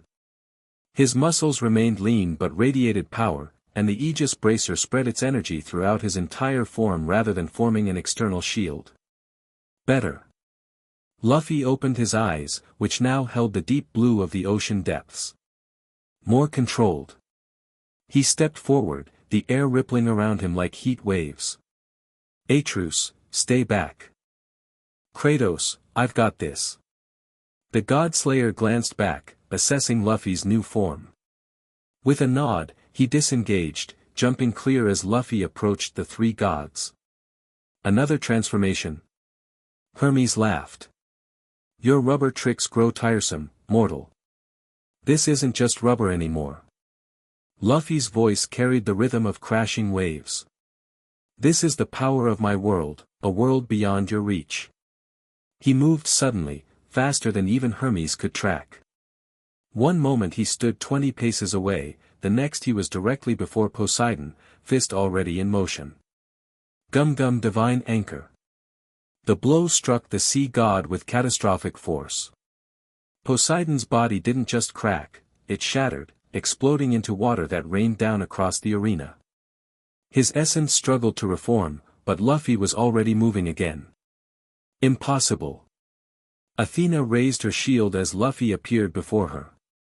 His attack struck with such power that the divine shield, forged by Hephaestus himself, crumpled like paper. Nothing's impossible. Luffy grinned, catching her follow-up spear thrust between two fingers. I learned that from Kratos. He snapped the spear in half and drove his palm into Athena's chest. The goddess flew backward, crashing through one of the Colosseum columns before sliding to a stop, golden ichor flowing from multiple wounds. Hermes tried to flee, but Luffy was suddenly beside him, one hand gripping the god's shoulder. Running away? I thought you were the god of speed. Luffy's grip tightened, his fingers digging into divine flesh. Gum divine jet pistol. The point-blank attack sent Hermes hurtling into the spectral stands, his body creating a trench through stone and divine energy alike. All three gods lay defeated, their divine forms struggling to maintain coherence. The spectral audience was silent, shocked by the display. Luffy turned to Kratos and Atreus, his mariner form still active. That felt good. More controlled than before. Kratos approached cautiously, studying him. You found balance. Impressive. The Jotner drawings showed this form, Atreus said excitedly. The sea-touched rubber man who bends divine will. Before they could celebrate further, slow applause echoed through the arena. A new figure descended from the clouds, a muscular man with white hair and beard, wearing golden armor adorned with lightning motifs. Power radiated from him like heat from the sun, and his eyes held the arrogance of absolute authority. Zeus, Kratos growled, raising his weapons. Father, Athena gasped from where she lay, struggling to rise. We failed to contain them. So I see.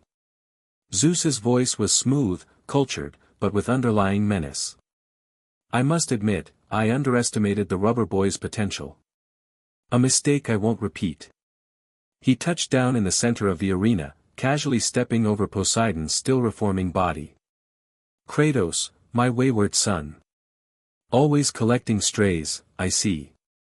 Cut the family reunion crap, Luffy interrupted. You're the one who's been trying to kill us. Zeus turned his attention to Luffy, eyes narrowing. Such disrespect. In my day, mortals knew their place before gods. Good thing I'm not from your day then. Luffy cracked his knuckles, the divine patterns on his skin glowing brighter. Zeus smiled, a cold, calculating expression. Indeed. You're from somewhere far more interesting. A world with its own gods and powers, ripe for exploration. You're not getting to my world, Luffy stated flatly. Oh, but I already am. Zeus gestured, and the air between them shimmered, forming a window-like portal. Through it, Luffy could see the Grand Line, specifically, the deck of the Thousand Sunny where his crew was gathered, looking worn and worried. My crew. Luffy stepped forward involuntarily. Yes, Zeus confirmed. I've been watching them through the tear in reality that brought you here. Such fascinating beings, the swordsman with his cursed blades, the woman who controls weather, the creature that shifts forms. Luffy's expression darkened. Leave them alone. I could send you back to them right now. Zeus gestured to the portal. Just step through. Return to your friends, your quest. Kratos moved closer to Luffy. It's a trap. He means to follow you through, use you as a conduit. Of course it's a trap, Luffy replied without taking his eyes off the portal. But it's also a real way home. Perceptive again, Zeus nodded. The portal is genuine. Whether I follow depends entirely on our arrangement. I'm not making deals with you. Luffy's voice hardened. But thanks for showing me the way home. Now I just need to get rid of you first. Zeus sighed dramatically. Always the hard way. Just like Kratos. Lightning began to crackle around his form. Very well. If I can't have your cooperation, I'll take your power instead. He raised his hand, and lightning erupted from his fingertips, not normal lightning, but golden divine energy that warped the very air it passed through. The bolt struck Luffy directly, penetrating even his divine-enhanced defenses. Luffy cried out, dropping to one knee as the energy coursed through him. His mariner form flickered, threatening to disperse. You're powerful, boy, Zeus acknowledged, but raw. Unrefined. I've had eons to master divine energy. Kratos charged, axe raised, but Zeus casually backhanded him, sending the God-Slayer flying across the arena. Wait your turn, son. I'll deal with you after I drain this one. Atreus fired 3 arrows in quick succession. Zeus caught the first 2 but the third, imbued with ice magic, struck his shoulder, momentarily freezing the joint. The half-breed has spirit too, Zeus noted, shattering the ice with a thought. Perhaps I'll take you both back to his world. A god and his grandson, beginning a new pantheon. Not happening. Luffy struggled to his feet, divine energy still crackling painfully across his body. Gear 4th, Olympian-bound man. His body expanded, muscles bulging as he combined his standard bound man form with the divine control of Mariner. The result was spectacular, a larger, more imposing version of his earlier transformation, with the same ocean-deep eyes and wave patterns, but now with the raw power of Gear 4th behind them. Fascinating, Zeus mused, genuinely interested. You adapt quickly. Let's see what else you can do. The King of Gods attacked again, this time physically, moving with speed that belied his imposing size. His fist connected with Luffy's hockey-hardened chest, the impact creating a thunderclap that shook the entire arena. To Zeus's surprise, Luffy didn't fall. The rubber man absorbed the blow, his body compressing before snapping back into shape. My turn.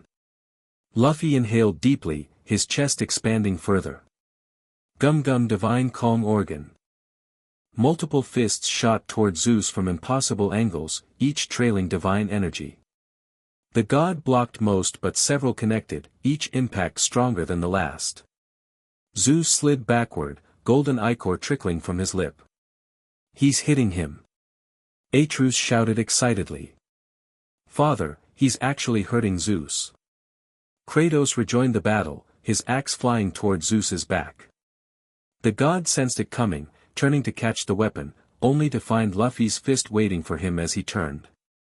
Gum Gum Divine Rhino Schneider. The divinely enhanced kick caught Zeus squarely in the chest, sending him crashing through multiple columns before he regained control, hovering in midair. For the first time, Zeus looked genuinely angry. Enough games. Lightning gathered around him, forming a crackling cocoon of pure divine energy. You forced me to take this seriously, mortals. The energy exploded outward in a dome of destruction. Luffy grabbed Atreus, wrapping his rubber body around the boy protectively while activating the Aegis at full power. Kratos crossed his blades before him, a golden barrier of his own forming from years of absorbed divine essence. When the light faded, the Colosseum was gone, vaporized by Zeus's power. They stood once more on the mountainside, now a blasted, cratered wasteland.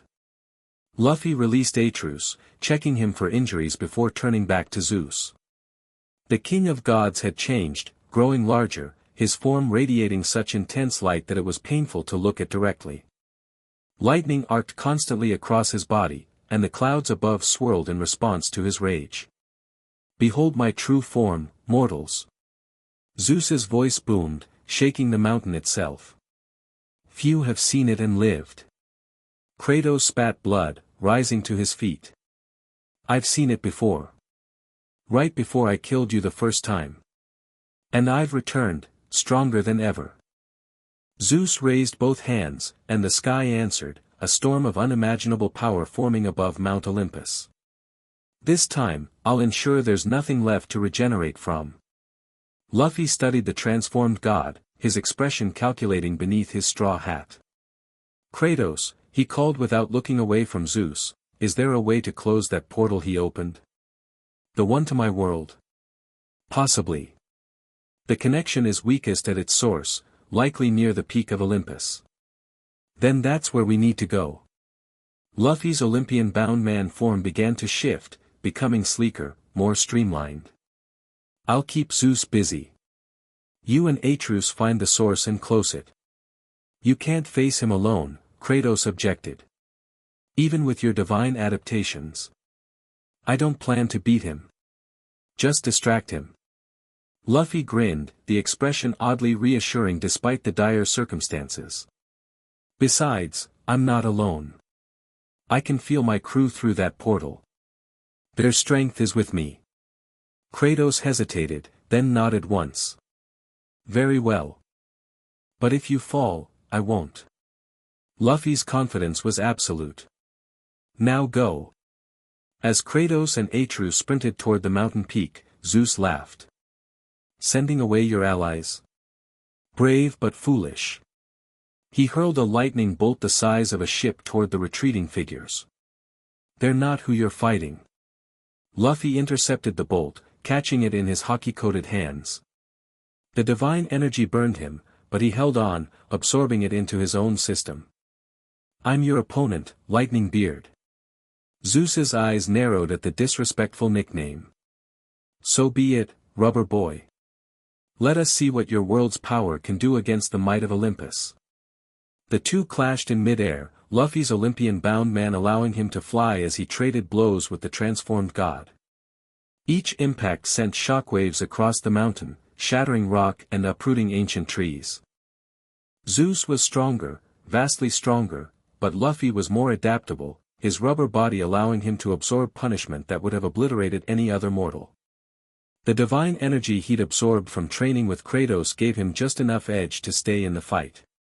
Impressive endurance, Zeus noted after a particularly devastating exchange left Luffy bleeding but still standing. Most mortals would have disintegrated by now. "I'm not most mortals." Luffy wiped blood from his mouth, grinning despite his injuries. "And I'm not done yet." He closed his eyes briefly, reaching deeper into the connection with his own world. Through the portal Zeus had opened, he could feel the Grand Line's unique energy more clearly now, the chaotic weather, the magnetic fields, the very life force of that wild, untamed sea. Gear 5th, Pirate God. The transformation was his most dramatic yet. Luffy's body became living rubber and lightning combined, his form shifting between solid and energy with each movement. The Aegis bracer expanded into full divine armor that covered his chest and arms, while his straw hat transformed into a crown of sea kings and divine fire. Zeus actually took a step back, sensing the change in power. "What is this? You're no mortal." "I'm Monkey D. Luffy." His voice echoed with the power of storms and distant seas. "Captain of the Straw Hat Pirates and the man who's going to be king of the pirates." He attacked with renewed vigor, each strike carrying the combined might of two worlds' divine energies. Zeus defended desperately, his earlier confidence replaced by growing concern. Meanwhile, Kratos and Atreus reached the mountain peak, following the trail of divine energy to a small temple hidden among the clouds. Inside, a swirling vortex of light connected to the portal Zeus had shown them earlier. "That's it," Atreus confirmed, examining the runic patterns around the vortex. Zeus used ancient magic to force open a path between worlds. Kratos studied the portal. "Can you close it?" "I think so. The Norse runes are similar enough to these Greek symbols." Atreus traced counter-patterns in the air. "But if I close it while Luffy is still here? He'll be trapped." Kratos frowned. "And if we leave it open? Zeus can use it to invade his world." Atreus looked troubled. "We need to find another way." Back at the battlefield, Luffy was beginning to tire. His pirate god form was powerful but draining, and Zeus, despite being wounded, seemed to have endless reserves of divine energy to draw upon. "You fight well, for a mortal playing at godhood," Zeus acknowledged, hurling another lightning blast that Luffy barely dodged. "But you're reaching your limit. I can sense it. Luffy knew he was right. His body was approaching its breaking point, divine energy burning through him faster than he could control it. But he just needed to buy a little more time for Kratos and Atreus. Maybe I am, Luffy admitted, breathing hard. But I've still got one more trick. He focused the last of his strength, channeling everything into his arms, which began to glow with intense blue-white light. Gum Gum Divine King Kong Gun. His fists expanded to enormous size, trailing divine fire and ocean spray as they slammed into Zeus from both sides. The god raised his hands to block, but the impact was too great. Zeus's divine form cracked like glass, golden light spilling from the fissures as he was driven deep into the mountain. Luffy collapsed to his knees, his pirate god form fading. He'd given everything in that final attack, and now his body was shutting down, unable to process any more divine energy. Before he could recover, the mountain rumbled, and Zeus emerged from the crater, his perfect form now marred with cracks and leaking golden ichor. His eyes blazed with fury. Enough. He raised his hand, lightning gathering in such concentration that the air itself began to warp. Die, mortal. Luffy couldn't move, couldn't dodge. He closed his eyes, bracing for the end. The lightning never came. When Luffy opened his eyes, he saw Kratos standing before him, absorbing the divine blast with his bare hands. Father. Atreus rushed to his side. The portal, Kratos grunted, still holding back Zeus's attack. Did you close it? Not exactly. Atreus helped Luffy to his feet. I redirected it. It will take Luffy home, but Zeus can't follow. How? Luffy asked weakly. I bound it to your specific energy signature. Only you can pass through it now. Atreus smiled. The giants taught me more than just prophecies. Zeus roared in frustration, intensifying his attack. Kratos slid backward under the pressure but refused to yield. Go, he shouted to Luffy. The portal won't last long. But what about you guys? We've faced Zeus before. We'll survive.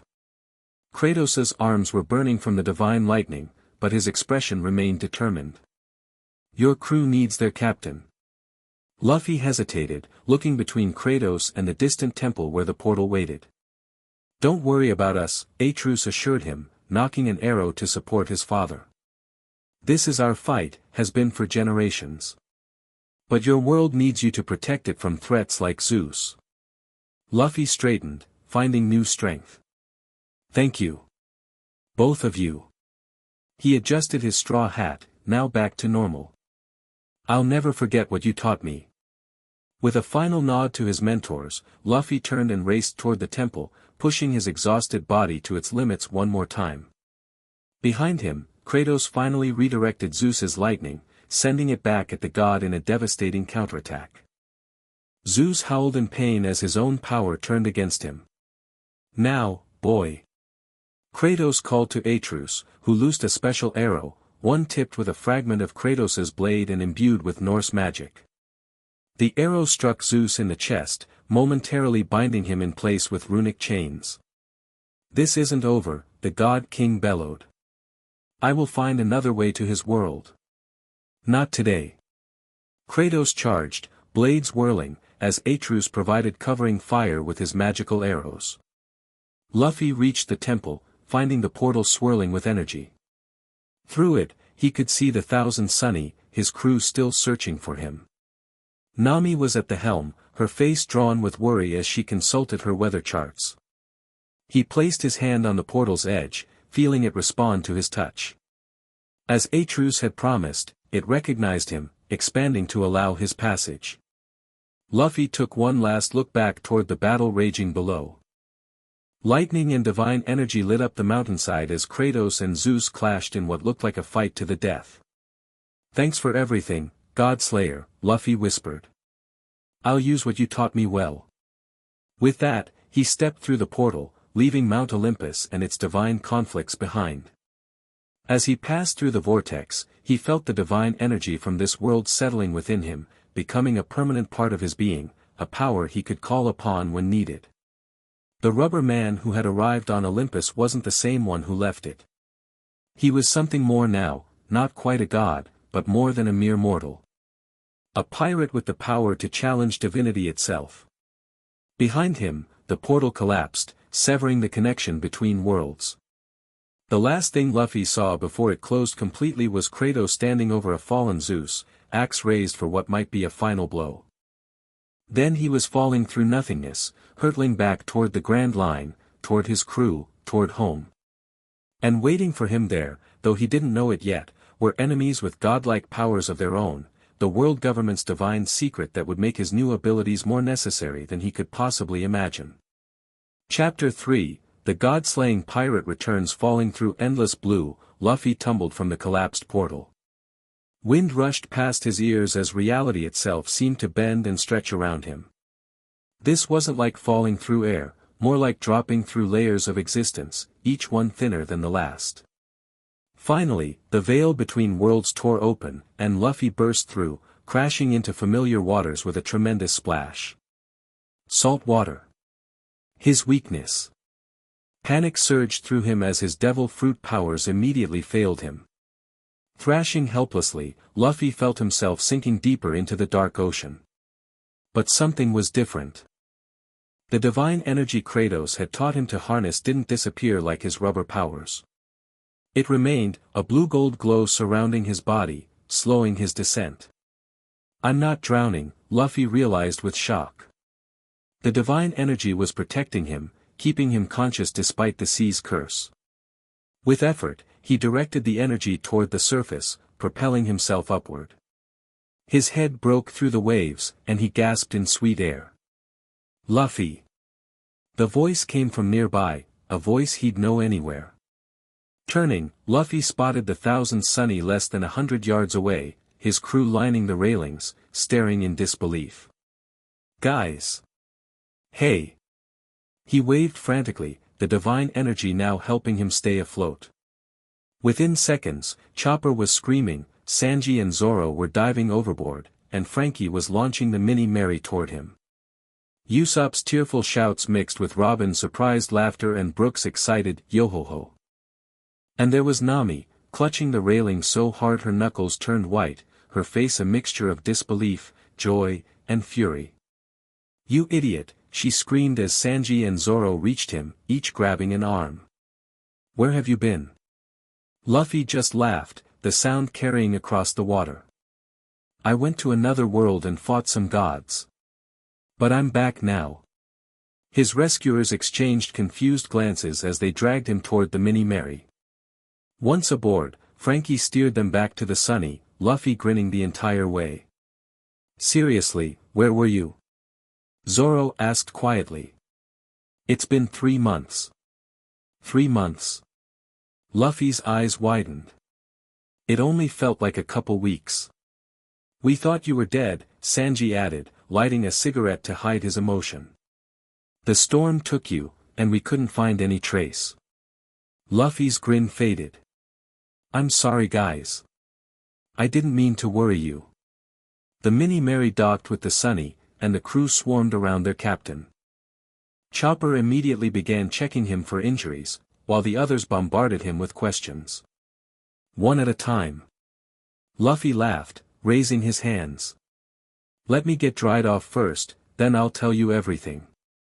But as he moved toward his quarters, Nami stepped into his path. For a moment, they just stared at each other. Then, without warning, she punched him in the chest. Don't you ever disappear like that again. Her voice cracked, and Luffy realized she was fighting back tears. Nami, before he could finish, she threw her arms around him, burying her face against his shoulder. We searched everywhere, she whispered, her voice too low for the others to hear. I kept telling them you were alive. I could feel it. Luffy wrapped his arms around her, surprised by the intensity of her reaction, and by his own. Something had changed between them, or perhaps it had always been there, just below the surface. I made it back, he said softly. Just like I promised. She pulled away quickly, wiping her eyes and composing herself. Well, don't expect any breaks on what you owe me. Interest has been piling up while you were gone. The crew laughed, tension breaking, and they all moved inside for Luffy's explanation. The galley of the Thousand Sunny buzzed with excitement as Luffy, now dry and devouring his fifth plate of Sanji's cooking, told his incredible tale. He described Mount Olympus, the strange creatures, his training with Kratos, and the battles against the Greek gods. So this Kratos guy taught you to fight gods? Usopp asked, eyes wide. That's the coolest thing I've ever heard. And the creepiest, Nami added, frowning. Gods from another world? Seriously? Robin looked fascinated. Actually, there are ancient texts that speak of worlds beyond our own. The Void Century records hint at interactions with divine beings. Divine or not, I'm just glad you're back, Frankie said, wiping away mechanical tears. The ship wasn't the same without you, bro. Can you show us these new powers? Chopper bounced excitedly in his chair. Luffy swallowed a massive mouthful. Sure. But we should probably go outside. I might break something in here. They moved to the deck, gathering in a circle around their captain. Luffy stretched his arms, then closed his eyes, focusing on the divine energy that now lived permanently within him. Gear second, divine variant. Steam rose from his body as usual, but now laced with blue-gold energy that swirled like ocean currents. The patterns flowed across his skin, and his eyes took on a subtle glow. Whoa! Chopper's eyes sparkled. It doesn't just look different, Luffy explained, bouncing lightly on the balls of his feet. Watch this. He turned toward the open ocean and punched the air. Gum Gum Divine Pistol. His fist shot out, trailing divine energy. When it reached full extension, the energy released in a concentrated blast that parted the sea for 50 yards, creating a visible trench in the water before it closed back on itself. The crew stared in stunned silence. That's... Zoro started. Terrifying, Nami finished. So cool. Usopp, Chopper, and Brook shouted in unison. Luffy returned to normal, the divine energy receding. Kratos said I shouldn't use the full Olympian gear unless I really need to. It burns through a lot of energy. This Kratos sounds wise, Robin observed. You seem more focused than before, Luffy. He grinned, scratching the back of his head. Yeah, he beat focus into me. Literally. But I learned a lot. Well, your timing is perfect, Zoro said, suddenly serious. We've got trouble with the world government. Big trouble. What kind of trouble? Luffy asked, his demeanor changing instantly. While you were gone, they've developed some new weapon or power, Nami explained, pulling out a map. Whole islands have been completely destroyed, and survivors talk about Navy officers controlling the sea itself, or earthquakes, or massive storms. Robin spread several newspapers on a nearby table. Look at these reports. Admiral Kizaru was seen with what witnesses described as a halo of pure sunlight. Another admiral allegedly summoned a tsunami with a gesture. Luffy studied the reports, his expression darkening. That sounds like god powers. Exactly what we thought after hearing your story, Frankie agreed. Like they somehow got the same kind of juice you picked up in that other world. But how? Luffy wondered. Actually, Robin said carefully, I found something in an ancient text. She produced an old parchment. It speaks of the old ones who sleep beneath the waves, essentially, sea gods that predate the world government. The text claims they were imprisoned long ago. And you think the world government found them? Luffy asked. Robin nodded. And either woke them up or harvested their power somehow. A heavy silence fell over the crew. Finally, Luffy punched his palm decisively. Then we stop them.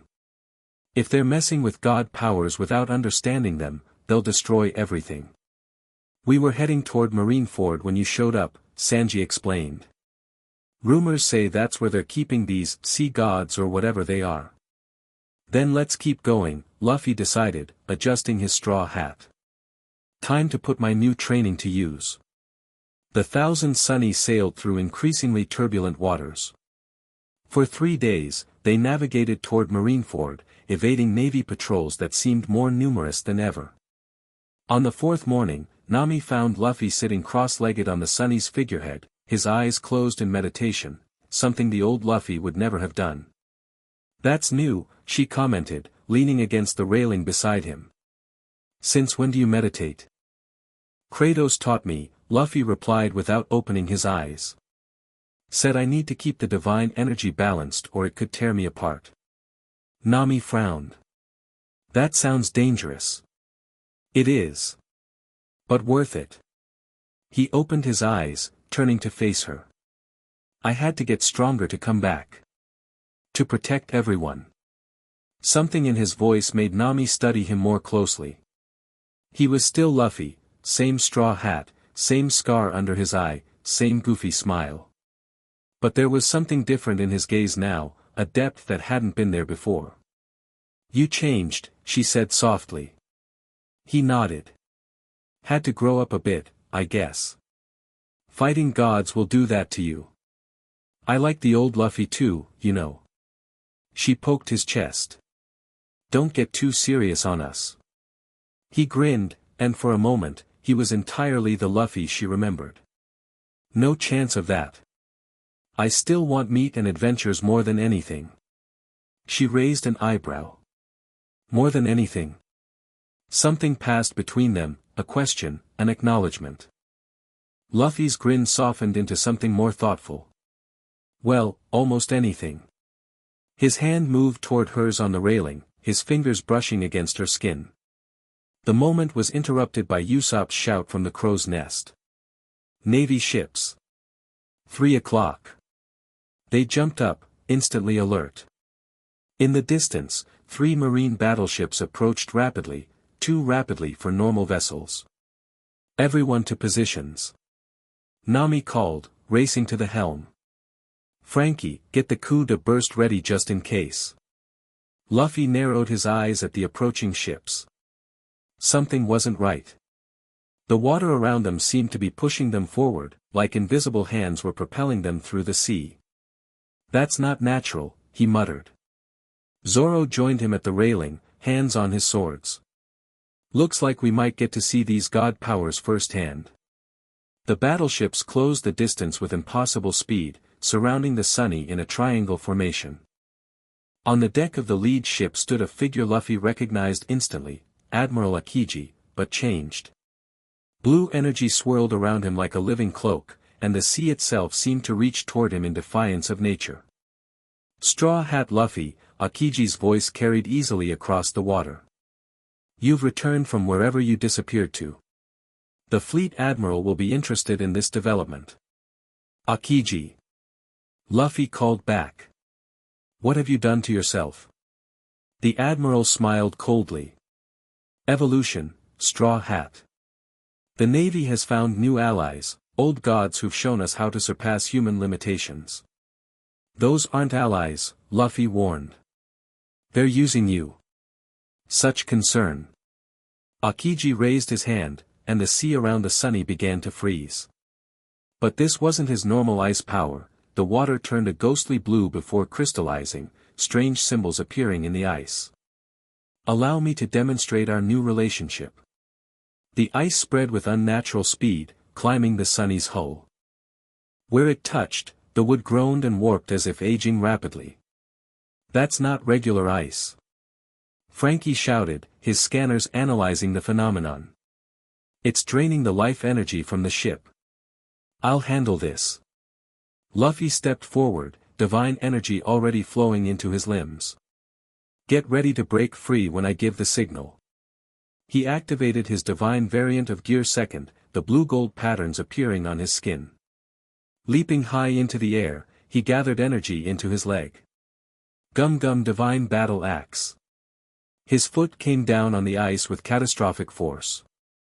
The divine energy disrupted the unnatural frost, shattering it with a sound like screaming souls. The ice didn't just break, it disintegrated, turning to glowing dust that quickly faded. Akiji's eyes widened in genuine shock. What was that power? Luffy landed on the railing, steam and divine energy swirling around him. You're not the only one who met some gods, Akiji. The Admiral's surprise quickly turned to calculation. Interesting. You've been touched by divinity as well. He raised both hands, and the sea began to churn violently. Let's see whose gods are stronger. A massive water spout formed beneath each marine vessel, lifting them higher while a whirlpool began to form around the Sunny, trying to drag it down. Frankie. Now. Luffy shouted. Coup de burst. The Sunny's engines roared to life, and the ship blasted into the air, escaping the whirlpool's pull. As they soared over the marine vessels, Luffy locked eyes with Akiji one last time. Tell your fleet admiral we're coming for him, he called down. And for the gods you've enslaved. Akiji's response was lost as the Sunny flew onward, eventually landing several miles away in calmer waters. That was close, Usopp gasped, clutching his chest dramatically. What happened to Akiji? Nami wondered. That wasn't his normal ice power. Robin looked troubled. I believe he's been possessed, or at least infused, with the power of an ancient sea god. Likely Aegir, based on the patterns in that ice. He said, allies, Sanji noted, lighting a cigarette. Meaning there are more than one. Luffy nodded grimly. We need to get to Marineford faster. Whatever they're doing with these gods, it's changing the admirals, making them more dangerous. I've got the perfect route, Nami declared, consulting her charts. There's a current that can get us there in 2 days if we catch it right. Do it, Luffy decided. And everyone get ready for a fight. A god fight. True to Nami's word, they reached the waters near Marineford in just under 2 days. But what they found wasn't the marine headquarters they remembered. The island had transformed, surrounded by swirling energy barriers and unnatural storm clouds. Massive stone structures now rose from the center, resembling ancient temples more than military buildings. What did they do to that place? Brook whispered, his skeletal jaw hanging open. Terraformed it, Robin said quietly. Reshaped it according to divine will. They anchored the Sunny in a hidden cove on a nearby island, concealing it with camouflage netting Frankie had designed. From there, they plotted their infiltration. According to my sources, Robin explained, pointing to a crude map, they're keeping the captured sea gods in a chamber beneath this central structure. It appears to be some kind of siphoning facility, draining their power for the admirals and other high-ranking officials to use. How many gods are we talking about? Zoro asked. At least 5 major ones, possibly more lesser deities, Robin replied. The ancient texts mention a pantheon of sea gods that once ruled these waters. Luffy studied the map intently. So we need to free these gods and stop the world government from using their power. And how exactly do we do that? Nami asked. We can't just walk in there. Luffy grinned. Actually, that's exactly what I'm going to do. What? The crew exclaimed in unison. Not alone, he clarified. Zoro and Sanji will come with me through the front. The rest of you will sneak in from behind while they're focused on us. That's, actually not a terrible plan, Nami admitted, surprised. Kratos taught me strategy too, Luffy explained proudly. Said my charge and screaming approach would get me killed against gods. Smart guy, Zoro muttered. They spent the rest of the day finalizing their plan. As night fell, the crew separated into their designated teams, ready to execute the infiltration at dawn. Luffy found himself unable to sleep, his mind racing with memories of Olympus and concern for the coming battle. He wandered to the Sunny's deck, gazing toward the transformed Marineford in the distance. Can't sleep either. Nami's voice came from behind him. He turned, shaking his head. Too much thinking. Now there's something I never thought I'd hear you say. She joined him at the railing, her shoulder brushing against his. Worried about tomorrow? Not worried, exactly. Luffy frowned, trying to articulate his feelings, another new skill he'd developed during his time with Kratos. When I was on Olympus, I saw what gods can do when they're angry. If these sea gods are anything like the Greek ones, freeing them might cause as many problems as it solves. Nami studied his profile in the moonlight. So what do we do? I don't know yet. He sighed. Maybe I'll figure it out when I see them. They stood in comfortable silence for a while, the gentle lapping of waves against the hull the only sound. Finally, Nami spoke again, her voice softer. When you disappeared in that storm, I was the last one to see you. Your hand slipped from mine. She stared at her own hands. I kept thinking if I just held on tighter. It wasn't your fault, Luffy said firmly, covering her hand with his own. And look. I made it back. Yeah, you did. She turned to face him fully. But Luffy, what if you hadn't? What if you died in that other world, fighting those gods? What if? He cut her off by pulling her into a hug, wrapping his arms around her completely, not stretched, just a normal, human embrace. But I didn't, he said against her hair. I'm here. And tomorrow, we're going to fix this god problem, and then we'll keep going to find the One Piece. Together. She leaned back slightly to look up at him, her eyes searching his. Promise? Promise. Without overthinking it, Luffy leaned forward and kissed her softly, a quick, sweet gesture that felt as natural as breathing. When he pulled back, Nami blinked in surprise before a small smile tugged at her lips. That's new too. Good new or bad new? She answered by pulling him back for another, longer kiss that left no doubt about her feelings on the matter. Definitely good new, she whispered when they finally separated. Just don't die tomorrow, or I'll never forgive you. Luffy grinned. Yes, ma'am.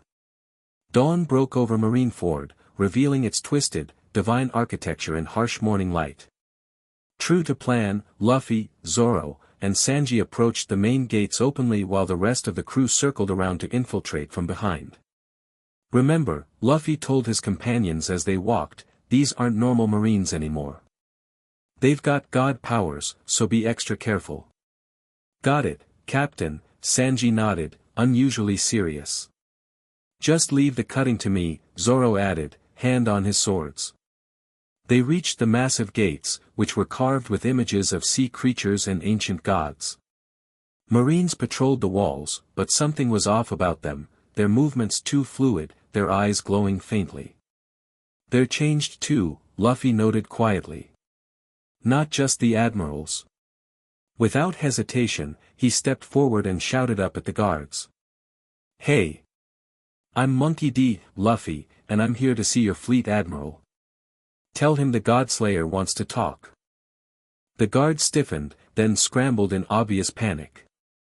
Within minutes, the gates began to open, and a familiar figure emerged, Admiral Kizaru, but like Akiji, he was changed. Golden light surrounded him, not just his usual light powers but something more ancient and terrible. My, straw hat, Kizaru drawled in his usual slow manner, though now his voice held harmonics that hurt the ears.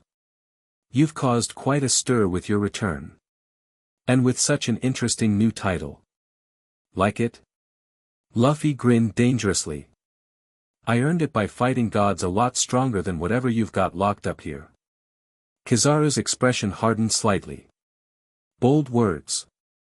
The fleet admiral will want to hear them personally. He gestured for them to follow. This way, please.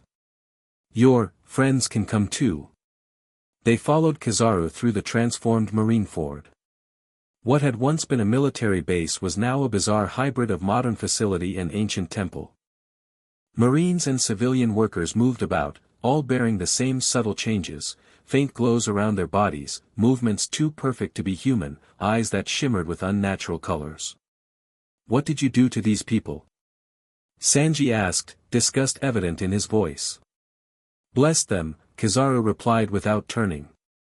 The divine essence we've harvested can be shared, diluted of course. Just enough to elevate them above ordinary humans. You've enslaved them, Zoro growled. They're not even themselves anymore. Kizaru merely shrugged. A small price for absolute justice, wouldn't you say?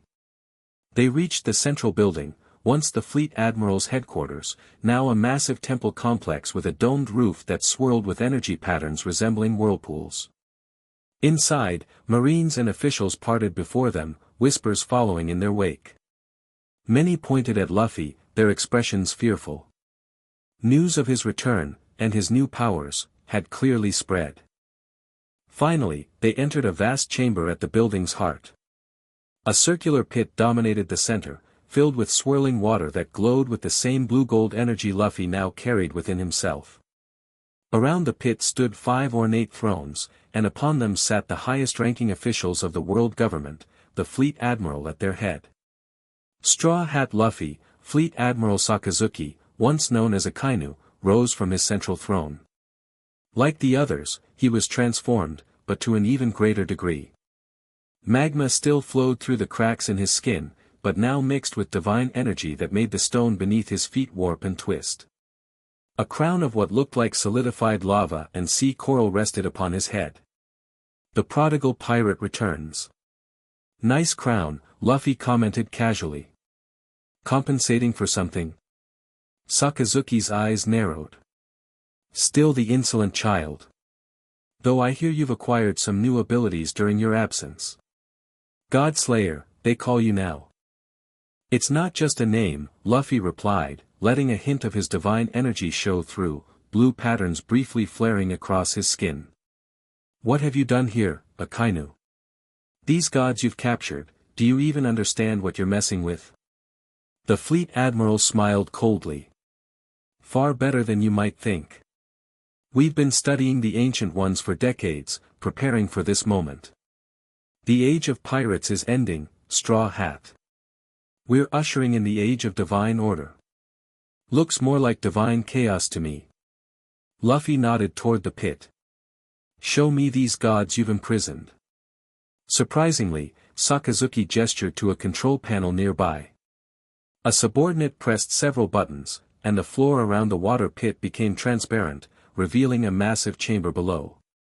There, suspended in glowing containment fields, were beings of impossible beauty and terror. Humanoid but clearly not human, they ranged from 20 to 50 feet tall, their bodies composed of water, coral, and living sea creatures. Some had the lower bodies of massive fish or octopi, while others seemed made entirely of water-given form. All were connected to tubes and devices that pulsed with energy being drawn from their bodies. The old ones, Sakazuki explained with pride.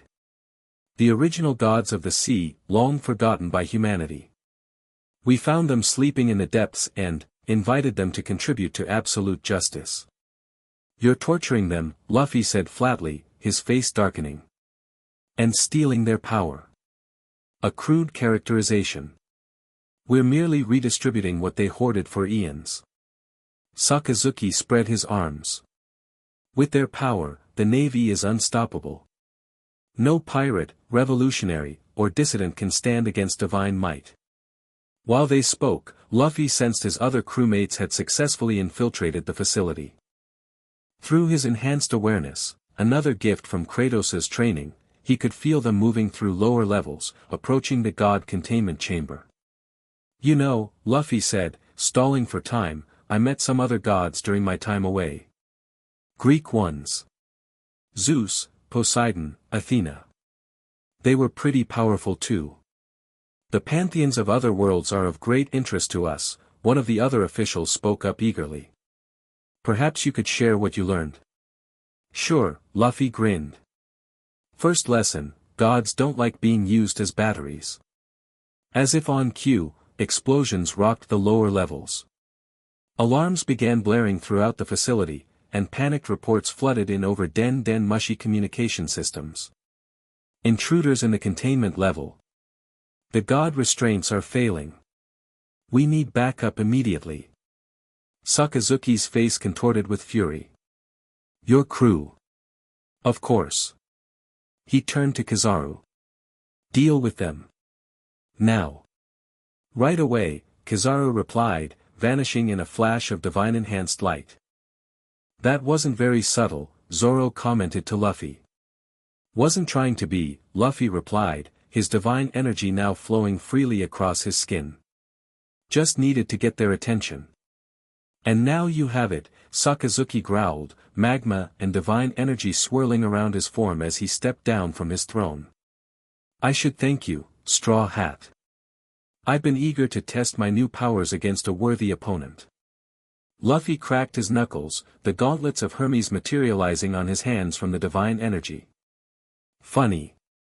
I was thinking the same thing. The battle erupted without further preamble. Zoro and Sanji engaged the other officials and guards, while Luffy faced Sakazuki directly. The fleet admiral attacked with a combination of his magma powers and divine energy, creating a swirling vortex of destructive force that melted everything it touched. Divine Hellhound. The attack swept toward Luffy with terrifying speed, but he was ready. Activating his divine variant of Gear Second, he dodged with enhanced agility, the patterns on his skin glowing brighter. Gum Gum Divine Jet Pistol. His fist shot forward, trailing blue energy that disrupted Sakazuki's divine aura on contact.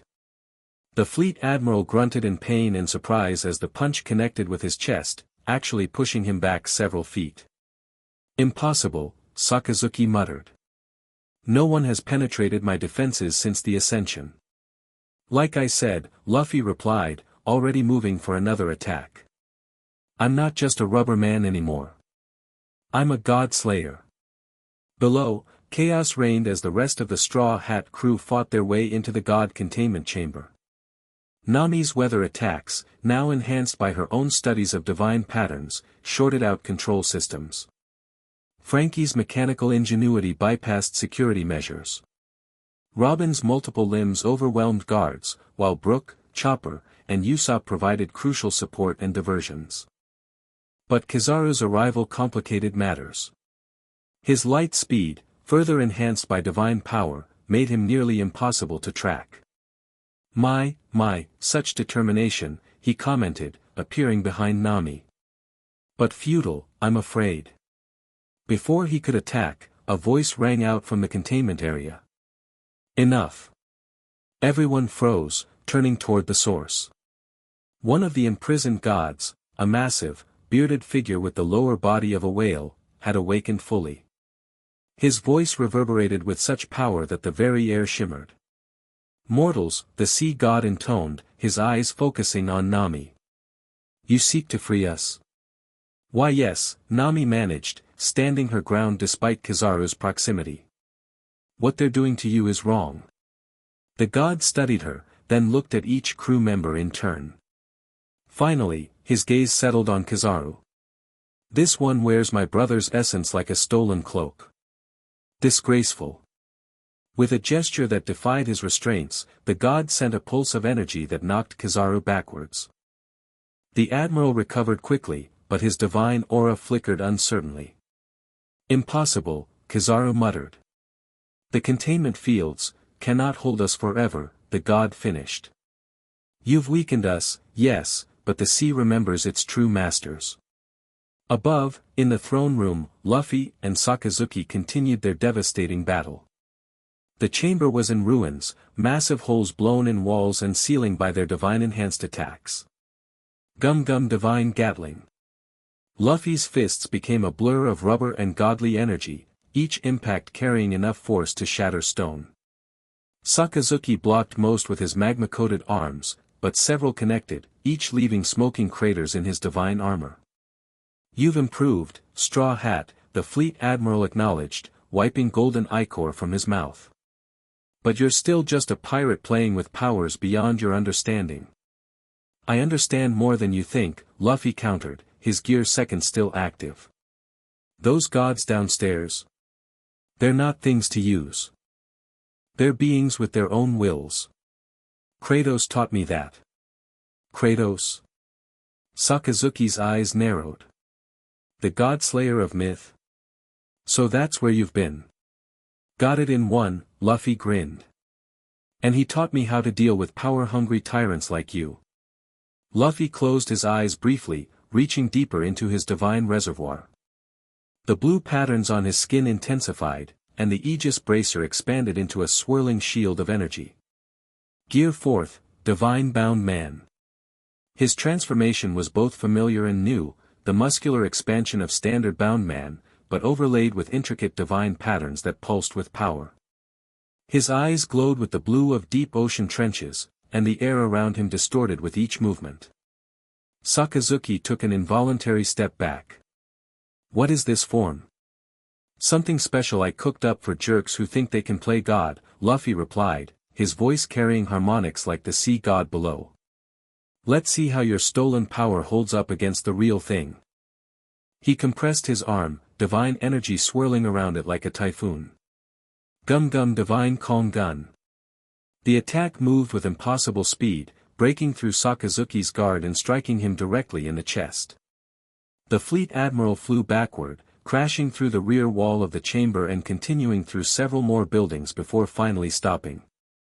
Luffy didn't wait for him to recover. Bouncing through the air with his enhanced mobility, he pursued Sakazuki relentlessly. Below, the situation had changed dramatically. The awakened sea god had managed to weaken the containment fields enough for Frankie and the others to begin disabling them completely. The technical term for what they've built here, Frankie explained as he worked, is a super bad idea. They're siphoning divine energy without proper stabilization. Can you free them safely? Robin asked, using multiple arms to type on several control panels simultaneously. I think so, but, a massive explosion rocked the facility as Sakazuki, recovering from Luffy's attack, unleashed his full power in retaliation. Divine Volcanic Emperor. The blast of magma and divine energy tore through Marineford's central structures, threatening to collapse the entire complex. We need to hurry. Nami shouted over the chaos. This place is coming apart. The sea god spoke again, his voice somehow calm amid the destruction. Release my siblings first. I will contain the damage. Working frantically, the Straw Hats managed to disable the remaining containment fields. As each god awakened fully, they joined their power with the first, creating a barrier that prevented Marineford from completely collapsing. Above, the battle between Luffy and Sakazuki had reached cataclysmic proportions. Both combatants glowed with divine power, their attacks reshaping the very landscape with each impact. You don't deserve this power. Luffy shouted, dodging another magma blast. You're just using it to control people. And what would you do with it? Sakazuki countered, his form now more divine than human, towering 20 feet high. Establish your own order. Your own justice. I'd give it back to where it belongs. Luffy declared, compressing both arms for a final attack. Gum Gum Divine King Kong Gun. The massive fists, trailing divine fire and ocean spray, struck Sakazuki with such force that the very air seemed to crack. The fleet admiral's divine armor shattered, and he shrunk back to human size as he collapsed, the stolen godly essence leaking from his form like golden smoke. Impossible, Sakazuki gasped, his body reverting to its normal state. We were so close, to perfect justice. There's no such thing, Luffy replied, letting his divine bound man fade. That's what both worlds taught me.